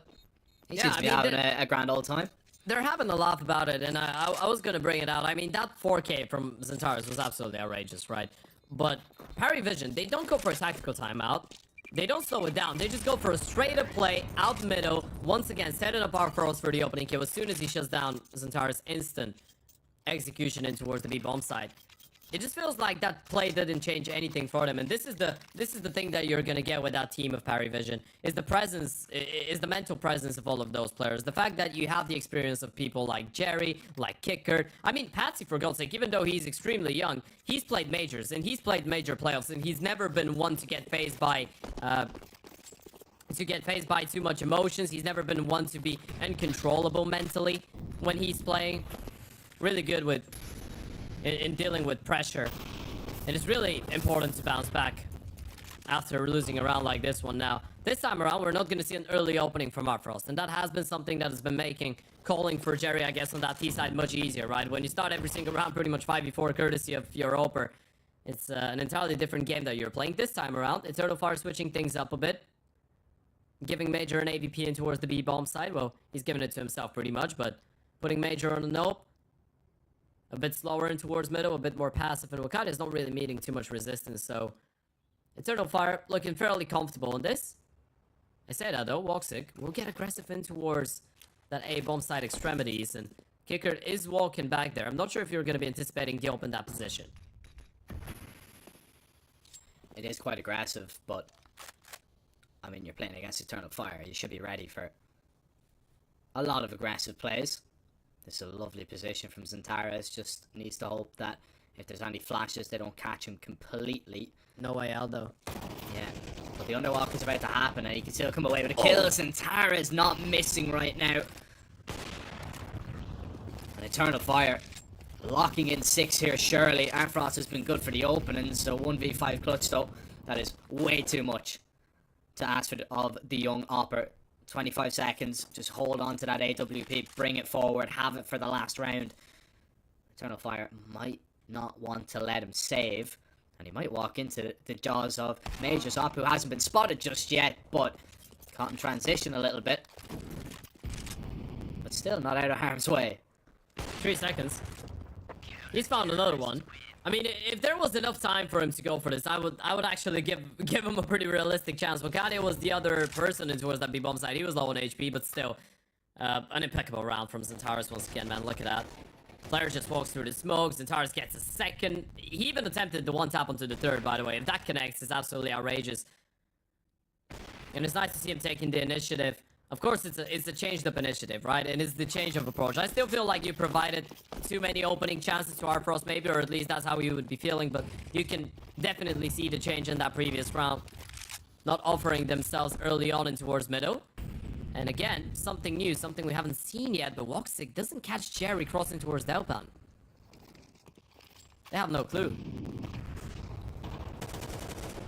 Flashes are good. Jerry goes for the peek, and now they know he needs to drop a smoke and get away from there safely. Hope he's not going to be mollied out. Ooh, Woxic actually goes down. Patsy doing a great bit of damage and scampering away into the hidey hole of under for now. But an opening kill once again for PARIVISION and mid control. This is where Jerry does his best work. Yeah, Major once again feels like he needs to react to it, right? He's going to start getting closer in towards short, but it's just so uncomfortable with the B apartments as well being a possibility. You need something to go your way. Patsy spots out Xantares, and it's another fight that goes in favor of the T's. This is great now. You've dealt with another one, but there's one more that's low on HP. Calyx gets one. Another kill going in favor of the T's, though, and Calyx might have to do it all alone. Yeah, Balchuk knows he's here, though. He's going to try and walk on him and just shut him down. PARIVISION will finish that half with at least another round. And man, it's such a closely contested game right now that honestly, Eternal Fire going over onto the T side, it might suit them. They can set the pace, they can begin to dictate it, but just the amount of impact that Arfrost is having on that AWP, if PARIVISION are able to get him on that early, he could really just pull them over the line here. Could be.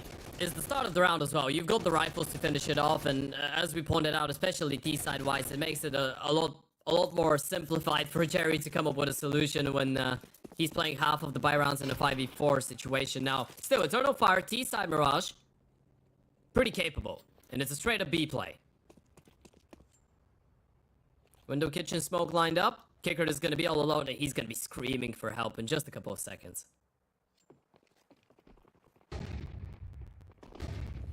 Hearing all the steps, Eternal Fire not going to be stopped from getting out onto the site, and they've got all this control now to play around with, but need to be careful. Don't want to overstep the mark. Do not want to open the window of opportunity, because PARIVISION might just come right on through it. And right. I can't quite believe it. Both players gone down towards the window, and that one of opportunity slams on your fingers. Yeah, I mean, the smoke even failed, right? There was a bit of a gap towards the right-hand side. Smoke didn't go flush inside of the window, but it opens up a chance for Woxic, I guess. That's the definition of something going horribly right. Turning a dysfunction into, well, something that nets you around pretty much.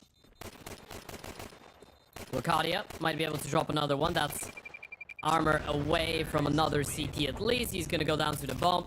Patsy does stay alive, but Outfrost won. So just one player surviving. He's got armor, which is, I guess, alright. But at this point, Eternal Fire picking up that second pistol round. That's gonna put them in a great spot to potentially try and run away with an early lead here on the T side before the CTs are able to get Outfrost on the nope. Everyone else on rifles and nades as well. A good moment to mention that, of course, if you want to check out deals that we're looking at periodically on the stream, you can head over to 1xbet and use code CCT to get up to 130 euros of deposit bonus.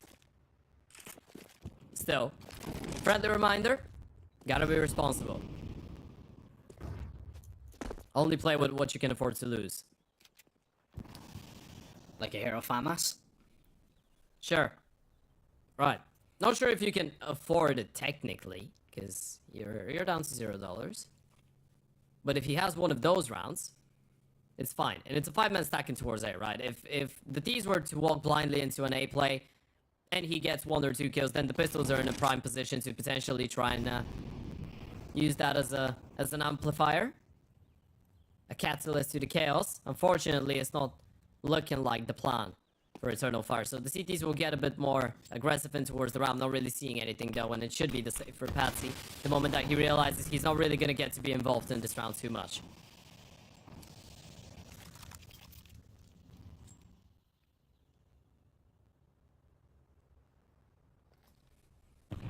Yeah, I mean, it's a nice idea to go for the boost if they walk into you, but Eternal Fire has just avoided that. And PARIVISION should probably think about saving, maybe. Not giving away a few kills, not giving away a few fights. I mean, Major with the SMG is going to go and try and farm up the cash if he can. Yeah, it doesn't really matter for the pistol players as much as they can try and upgrade themselves. Now, this is a bit of an issue because you've dropped Patsy and you might be losing a gun, and I believe you will be losing a gun. And yeah, this is not great now. A pretty aggressive stance there. It was alright for the pistols, not quite for the FAMAS though. Patsy's gonna be on $0 going into the first buy round. And you know, it might not be that big of an issue for him, right? Playing on an MP9, having some nades and whatnot, but it's the fact that you're going into your first buy round of the second half with your purchase malfunctioning a little bit. Yes, you have an AVP for Outfrost. It's just gonna be the ope with a smoke. Yes, you do have guns on everyone else. It's, by the way, a glass cannon as well for Outfrost, so another risk that you're running in there. Oh, was that? Wait. Oh, okay, so Kicker's gonna be playing on the MP9. Yeah, he's gonna be the good teammate. That's why Patsy didn't care. It was never gonna be him who's gonna be on the lesser gun. It's Kicker.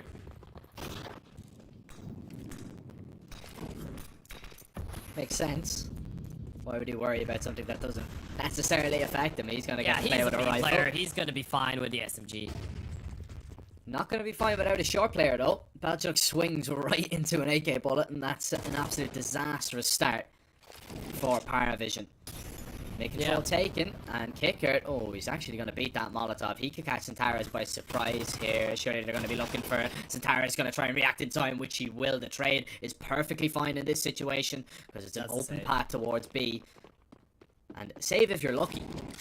I mean, look at Wakadia. Exactly. Jerry gonna go down, and now this is a big problem. Patsy not even being offered a fight in towards middle, by the way, and that's the intelligence that we were talking about, right? This is when you play a major interview and he starts talking about Centaurus making a lot smarter decisions, even in games that are going well for him individually and well for the team. That's a great example of it. Gets the kill in towards middle. He could have easily tried to get in towards ladder and keep on fighting in towards mid. Well, not even fighting, just kept on crossing in a more aggressive way in towards the short position, exposing himself. Doesn't even give a probability, a chance to PARIVISION to technically even think about taking him down there. And now they might be taking down every single one of the PARIVISION players, and that's going to be the case. This is starting to get out of hand now. First buy round looking extremely comfortable for Eternal Fire. PARIVISION have no money to work with. Ult for Outfrost gets perfectly isolated, and nothing really works. Kicker has purchased an M4. Right. It's a half buy for everybody else. Outfrost is on $950. This is... Patsy's gonna have enough money to drop a nope over to Outfrost next round, but... You've already lost one. That's a risky investment. risky investment that maybe not needed, but put to good use at least, especially set up with that flashbang. It was perfect. Wicadia spots out 2 players, but gets none of them. Shocking, I know, but he is human after all. And now, that 1 hero rifle turns into 2. Right, that's that type of round that changes the tempo of the entire game, right? Especially when it's a 9-6 score. You're looking at potentially 9-7 if they're able to steal it away. Money on the T side is still good enough, but PARIVISION have made a round out of this. Let's not forget, Kicker had an M4 to kick things off with, and he was able to find an opening kill. He's still full in HP, and he's rotating back. Look at Jerry. He's taking so much space in towards that A-bomb side. They know exactly what's going on. This is where you need Woxic to go absolutely huge from short if he's the first player to play. I don't know if he's going to be given any fights just yet. Oh, the T's are going to be spotted out. That's an absolute disaster. Now Woxic is going to strike, but I still don't know if you're going to be expecting any more players to be here. Oh, you'll clear out the close corner, but it won't matter. Belchnik's just going to shut you down and find another as well. PARIVISION, a risky investment on Kicker, but it pays a massive dividends. If they lost that round, I really felt for them. I really was thinking that this one could be definitely over, but now that sparked a little bit of life. And maybe, just maybe, there's a potential of a third. I mean, you didn't put all your eggs into the basket. You still would have been alright with having an AVP, Fabus. A couple players would have been light on Nuto and potentially on SMGs. It wasn't going to be a perfect investment, though. That's why that runs I guess, a risk to some extent. In that situation, though, Belchanok getting a double kill, being so low on HP. He's not even the one supposed to. I mean, yeah, you're on top of the boost. You're supposed to get 1, but you get cleared out. Calyx was thinking about it. He tried to find you, but instant headshot onto him, picks up the rifle, gets another. It's a triple for Belchanok. A great moment for him to step it up. It has been a difficult day individually as well for Jerry, right? Something that I didn't want to bring up. He's on 1-13 right now, so you'd be hoping for him to be able to find his groove into the game too. You're seeing some good stuff from Belchanok. Kicker has been finding high impact, especially, by the way, in some of those rounds. I guess it could come into a bit of a surprise that he is on the T side, on the CT side. We saw that a couple times on Vertigo, the one that gets more often put on that hero rifle. But I feel like in that situation, you can see why. First of all, he is the one willing to sacrifice himself and play on an SMG because of being on those anchor positions, right? But second of all, he's been able to find those opening kills whenever, and I say whenever because I think there was 2 rounds on Vertigo that were like that, but on the T side, both times he was able to find him an opening kill courtesy of that rifle. And again, he's able to get it. Kicker has been insanely efficient whenever he's had to find 1 kill at the start of a round just to give a hypothetical chance to his teammates to steal it away while being in a disadvantageous position.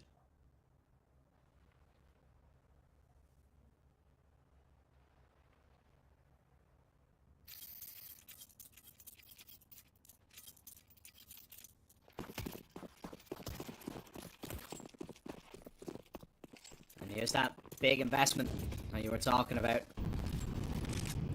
from PARIVISION. They've got everything that they could have hoped for right now. Wicadia trying to go very quickly. He's already been spotted though and just going to be dinked up and sprayed down, so he can take absolutely no space over towards middle. And it goes from bad to worse because you've lost 2 of your aggressive players. Major's going to be trying to be the player to step up, but his teammates are just falling all around him.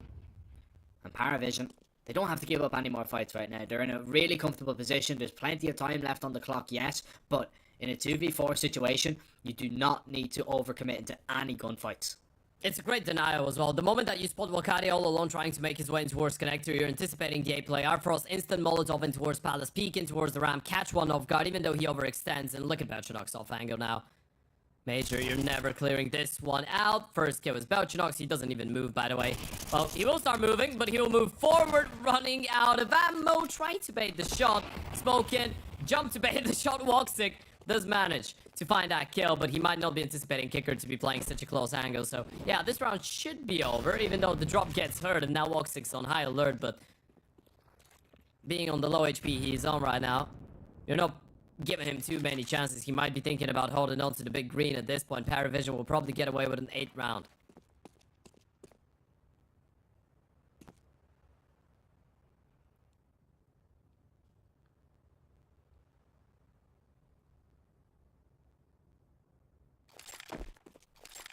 It's kind of at the point in the game now where you do get a little bit worried if your Eternal Fire money kind of thrown into question a little bit. Yes, you saved this AWP, but the rest of the players, you don't really know what you're going to be able to field in this next round. Probably nothing. I mean, if you want to force behind the op, I mean, I can understand it. But it's not going to be a great force. I don't think you do. I think that's the type of a situation in which you probably get a couple upgraded pistols, maybe, because Zentaris has got, well, not Zentaris, Major has got some money. So you can get a couple players on Deagles, maybe get one more armor. Are they sending it? Okay, Wakadia purchased armor there for a second. Zentaris as well. That got me worried. Probably a moment of miscommunication. Would be the perfect moment to take a tactical timeout. So they decide to take their time, have a talk about it. The perfect way to approach a round like this probably would be try and set up Woxic for an early opening kill and then work your way around it. Hope that he's going to have one of those rounds and that the pistols are going to be able to set him up for nice refrags. Or at least try to keep the CT side economy as honest as possible.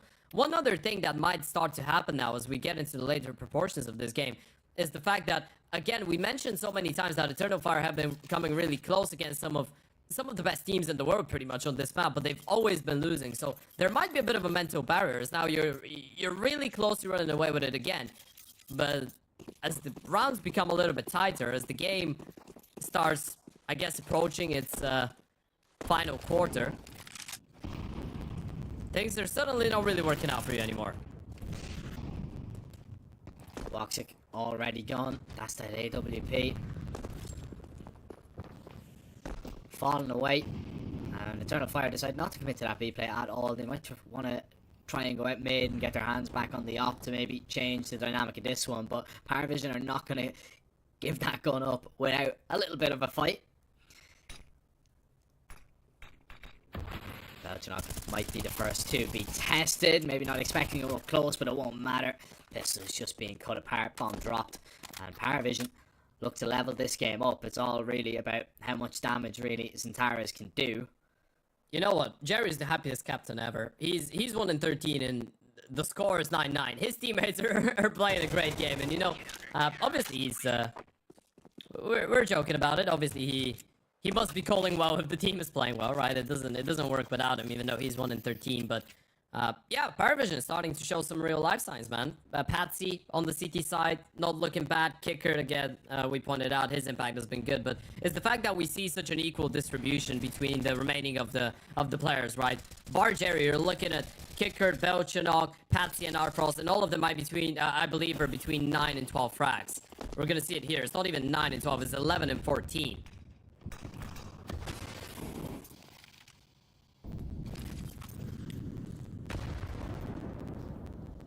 Unfortunate smoke in spawn for the T's. I don't think we're going to be seeing that on Naruto here anytime soon. And Eternal Fire will have to make do with one less. Should be able to. Flash is going to be good, but too early. Yeah, Eternal Fire were ready. They're going to react. Oh, flashes are perfect. This time Belchinok just got completely blinded. And Wakadia taking so much space now. Arfrost finding that kill gives you at least a window of opportunity to get back into it though. Massive HE onto Major. Bomb goes down though. And unless you find a kill early, you might have to call this one a day. But PARIVISION, they really don't want to. No, they don't know. They don't want to. And Arfrost, when he's watching the replay of that game, he's gonna be scratching his head, looking at Major being 5 HP after his nade, by the way. Because if Arfrost gets that first kill and then doubles up with the HE kill onto Major, you're surely going for this. And now you've lost Patsy towards middle as well. That's a big problem. Money's still not an issue right now for PARIVISION, but we're near that point of the game where one single reset, just the thought of a reset, is so incredibly scary. Imagine what goes on if they lose one more round. After this one, you're out of money. Eternal Fire is also 11 rounds. Things are going to start looking a bit shaky. The good news is you've been able to keep that T-side economy honest as well. So let's not pretend as if Eternal Fire have 10k per player in the bank accounts either, because they don't. It's the same boat for both those teams right now. It's even slightly better for the CTs, I guess you could say, because of Jerry and Outfrost. It's a good response though from Eternal Fire, right? Keeping it simple. In towards the B-bomb side they go. Flash, even though PARIVISION had an idea, was a little bit too early, and Eternal Fire were able to dodge it and get that kill easily. Still though, they'll have to work a little bit more for this one if they want to take it down in 2.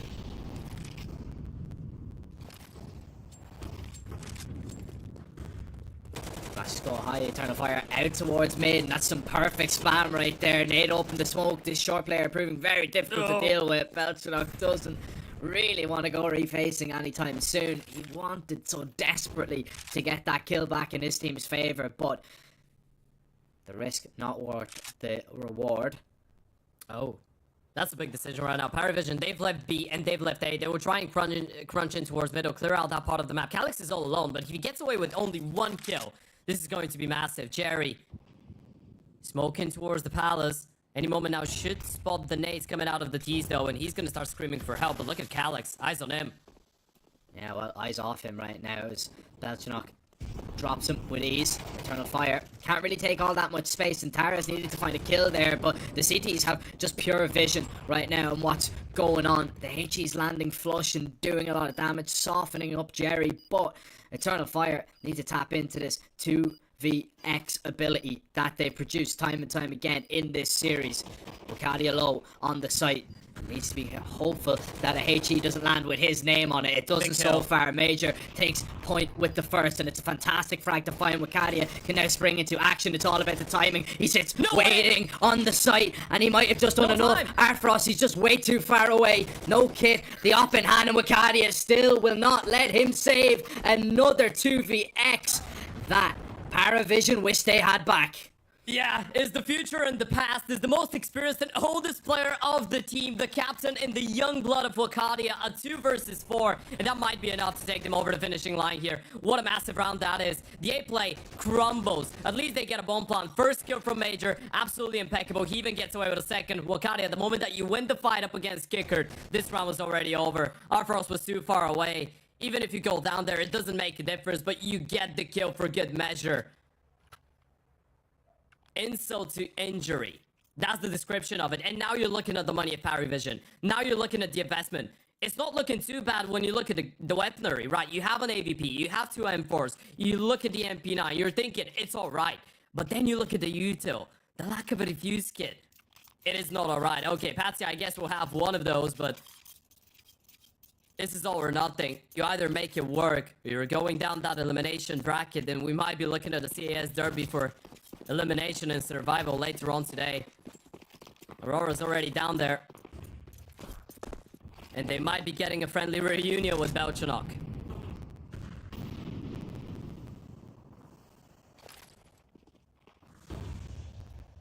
I wonder how friendly exactly that one is gonna be.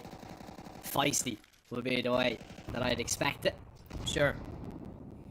A flamboyant reunion. Sounds like one you don't want to miss out. Definitely not. Santara's going for this boost, having a look over, seeing if Belchenok's just gonna eventually appear, but content with the little jiggle he's holding. And Eternal Fire are falling into an A play here with this double connector presence. That could make all the difference. Jerry playing up close with only an SMG. Yeah, if he spots out the shadow, which he does, tucks himself down into the corner. Oh, and Major overlooks it. Jerry with the double, and he's dropped the bomb as well. There's no way! That play just crumbles completely! There I will say it, what a blunder. That was a blunder. They don't hard clear the angle. Wukadia and Calyx this time around need to go huge back-to-back 2v4 rounds, and surely this is impossible. 35 seconds. Wukadia is not going to get challenged by anybody else in towards the A-bomb side. He's got a 1 versus 1 against Jerry, but Calyx has got a 1v3 on middle. Unfortunately, that's how maps work, and Wukadia's got a 1v4 that he's not going to be able to pull off. Arfrost shuts him down. PARIVISION still this one away. This game is far from over. And now it's Eternal Fire that have financial issues. It's just an incredibly scary, a terrifying financial roller coaster for both those teams so far in Mirage. And it keeps on going.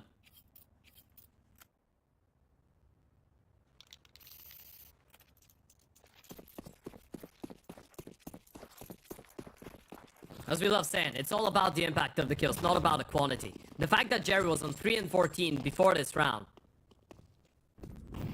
I feel like now we can say he's been pardoned. Pardoned big time. That was the most important play of the map so far.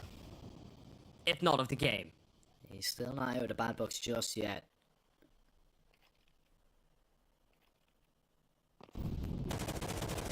Jump through, Kicker waiting to receive all these pistols. Oh, it's an absolute massacre towards the apartments, but eventually he gets overwhelmed. Just too many T's bunny hopping around, and Wakadia don't want to give him too many opportunities.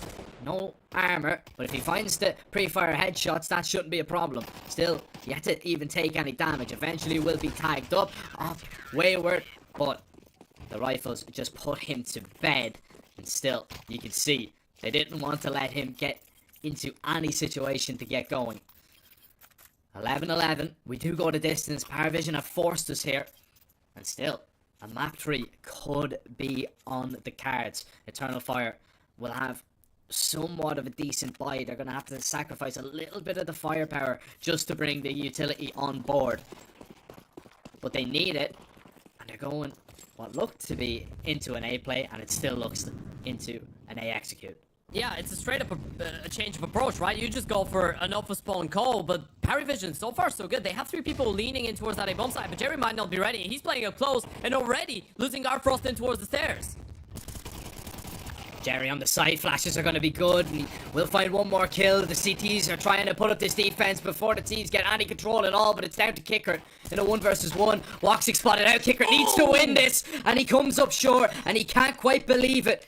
You can see it on his face. Disgust. He knows that was the chance. They win that round. They go to Dust 2. Now, desperation time. Oh, you're feeling it so much as well, right? You get that first kill to go your way, and then you know you're jiggling into him. He's in the middle of nowhere. He's the one holding that long-range fight with a Galil, and you get to peek into him, but Woxic clutches it up.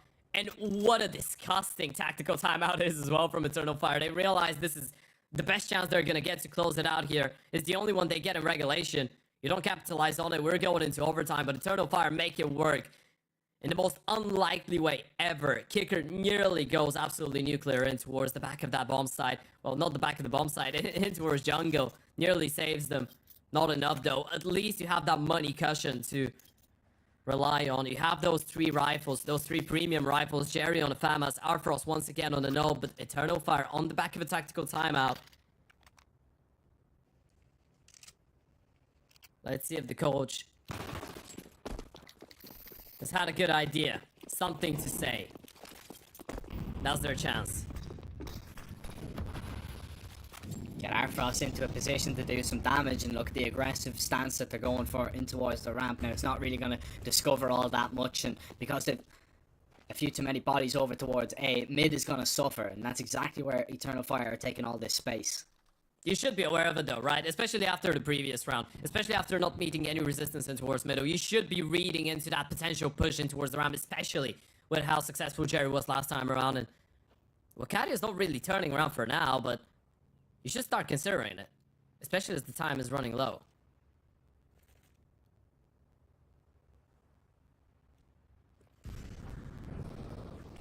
They're being so patient right now, just trying to discover anything at all, looking for an opening, and the patience pays dividend once again. They'll, you know, take it down. They're not rotating. Everybody's going away. Yeah, it's the wrong call. Jerry's just read into that completely wrong. They've rotated the Oper away towards the B bomb side. They think it's a B split. They've completely missed out on the possibility of Wakadia still being in towards Palace. This is a split in towards A, and they might be taking their time. Jerry's gonna get in a good position. Patsy finds one. Jerry needs a massive multi-kill, though. One is not gonna do it. One is not gonna cut it. There's the first one. Centaurus goes for the white swing. A lot of damage done. Bomb's gonna get planted, though, and it's a 3 versus 3 post plan. No, a 3v4, sorry. 2 CTs are low. Zentara is just continuing to take fights, wants to get aggressive, wants to make sure that PARIVISION can't get comfortable. And Major has to wait for Wakadia to go around the world here to have any impact at all. Major making the steps, making his presence known and felt as Wakadia is going to be put into a position to try and close it out. But smokes are going to go on the bomb. This is going to make this very difficult indeed. Wakadia messy with the first. Major goes down, and now Wakadia, he has to go aggressive. He has to find this kill, but Patsy going to be able to clutch up, but they don't have enough time. They've got no kit, and PARIVISION, the retake was good, but it was too little too late, and Eternal Fire burned them up. Oh, disappointment. What a way to close it out, and what a way to lose it if you're PARIVISION. You felt like you had it. You just took a little bit too long with that retake. You had the smokes. You had the smokes for top connector, the smoke for the bomb. You had everything. You get the kills that you needed. You just simply did not have the funds to purchase the defuse kit in the final round of Mirage. And Jack, we did get a much better performance, improved performance from PARIVISION, but again, it wasn't enough. It wasn't enough. I'd love to hear what the Dash think about this one as we send it back to Sam and the lads.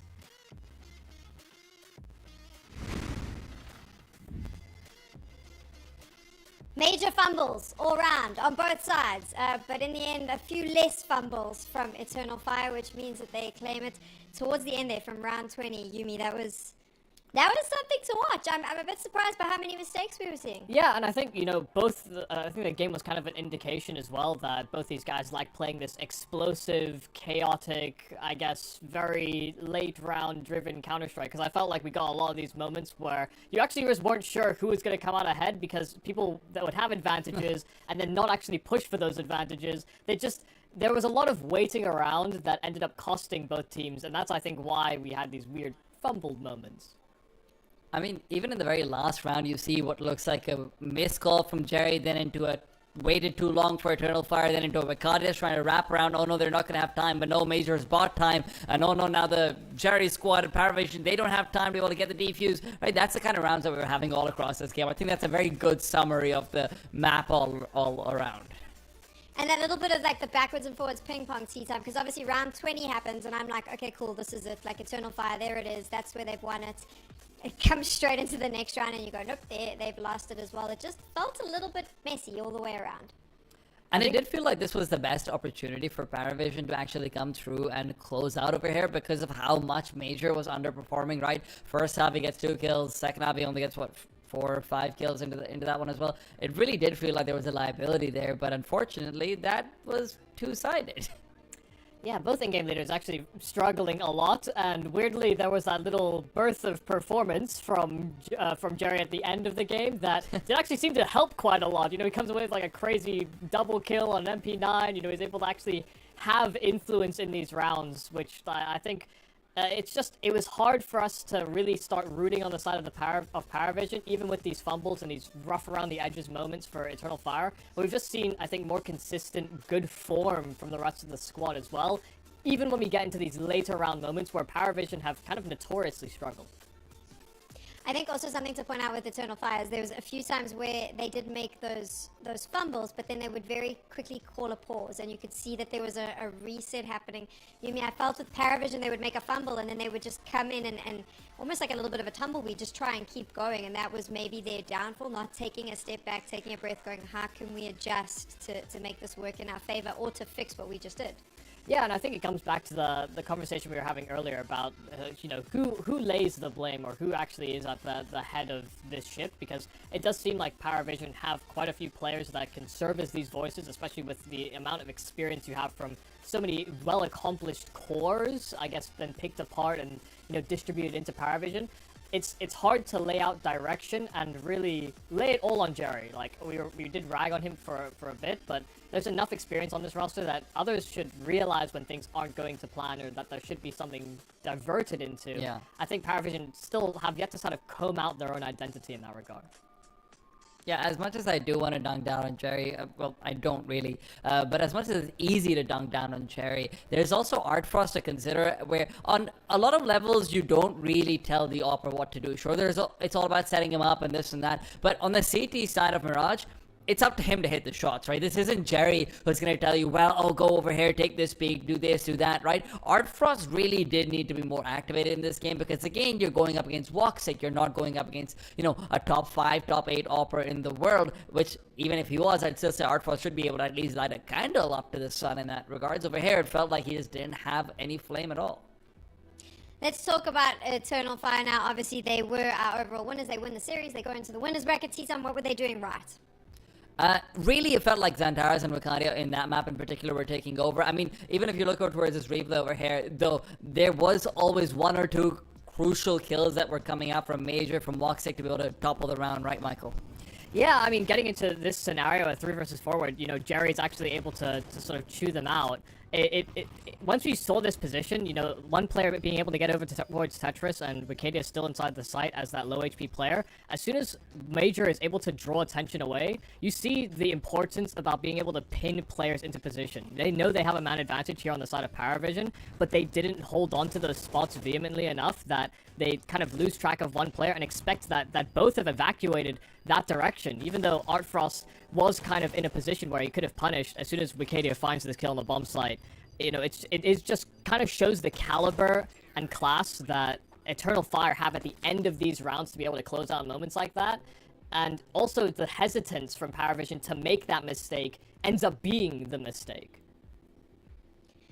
We had a chance to see Wicadia there. I don't think he was as good in the second map as what we saw on Vertigo, but without a doubt, definitely our MVP tea time. Based on the fact that he popped off, right, in the first map, and in the second map made a couple of moves that ensured Eternal Fire could 2-0 this series. Like, he hit his numbers in the second map, but the first map was all about him, right? Xantares was dying sometimes, but even if not, he was playing distraction more than anything else. Wicadia was taking over. Yeah, I think he's our MVP for sure, going into the MVP discussion over here for this one. And well-deserved, right? We obviously have talked a lot about how Xantares is always the star player to keep an eye out for in these circumstances with a lot of big matches, but it does feel like Wicadia can at least power them through these group stages very often. He can power them through the initial rounds to get them to a playoffs, and then sure, at the end of the day, he's a young player, some inexperience will kick in, some youth will kick in, but he gives them such a good foundation to even get to these places and have these opportunities. I just love the way that they've been refining his gameplay, you know, it's not just about, you know, at the start it was, oh, he doesn't make mistakes, he's such a stable player, and now he's effectively the spearhead that they're using to actually win rounds alongside Xantares. We also have a head-to-head that is coming up right now so that you can take a look at how these two teams played. I will say, Yumi, I thought that Eternal Fire lacked a little bit of heat in this series. I was expecting a little bit more from them. How, in what way? Like, were you expecting them to just completely take over? Were you expecting more fast, like, unrelenting Counter-Strike? Is that along the lines of what you're expecting? I was expecting cleaner Counter-Strike. They were making mistakes that I don't like to see from a team like Eternal Fire. I expect them not to make those mistakes. Sam, I hate to break it to you and the rest of the audience over here. I realized that we were really hyping up Eternal Fire for 3 months leading into the major, saying, yeah, this is a really good team. Well, they played some really clean Counter-Strike. That was a blip in the radar. And that's not to say that this team couldn't go to heights. They couldn't go further ahead than they were, but they're not going to do it playing clean Counter-Strike. That I can tell you. I think the distinction here is that they played the cleanest Counter-Strike that we'd seen in so many iterations. They made LAN finals of smaller tier tournaments leading up into that major run, even into Katowice before the major. You know, for them, that was the hallmark of, like, they had this eureka moment where they understood what kind of game they were going to carve out. But it was never clean. It was very trade dependent, very feel based, but they set up some good protocols at the starts of their rounds that have really, I think, elevated their game across the board. Because before they wouldn't even get into, like, the staging grounds of an execute. They would somehow get picked apart, and that just doesn't seem to happen as much anymore. I want after Major Eternal Fire, the one that's learned all their lessons, that's cleaned all of that up, who's moved on. You know, you've polished yourself. Now you are the professional. You've moved from F2 into F1, and you're racing the big boy cars. Obviously, I didn't get it, so there you go. But I don't think PARIVISION was terrible tea time. I know that you were quite passionate about this at the start. I think we had moments of brilliance from them, and I think I get where that passion comes from now. This is a team that the moving parts are good. We just need to figure out how to get them all to move together. I'm glad that we saw a much better looking Patsy in the second map as well. But again, this did feel like a bit of a missed opportunity. Even Vertigo, Xantares wasn't really activated. You could have actually done a little bit better over there on the ramp fights over here on Mirage. It did feel like you were really missing out on Jerry in this situation. Otherwise, you know, you've got another IGL on the other side who's not really being able to do too much. It's a 13-11 at the end of the day. In both of these maps, it felt like a couple of inches more. And I mean, on Mirage, a couple of inches more, you win the map. On Vertigo, a few inches more. This could have been a 2-0 if it had just been 15% better theoretically. They still might have lost the series, but it would have been very competitive throughout. So, Group A, the first games here at the CCT Global Finals are done. We have winners, we have losers, and now they all have to battle it out against one another. I've already forgotten what we named our squad at the start of the show. You can figure out how memorable that name was just by that. So, from all of us here on the day shift, thank you so much for joining us. Stick around, though. We've got a whole new bunch of faces and voices stepping in. We'll take you into game number 3. We'll see you tomorrow.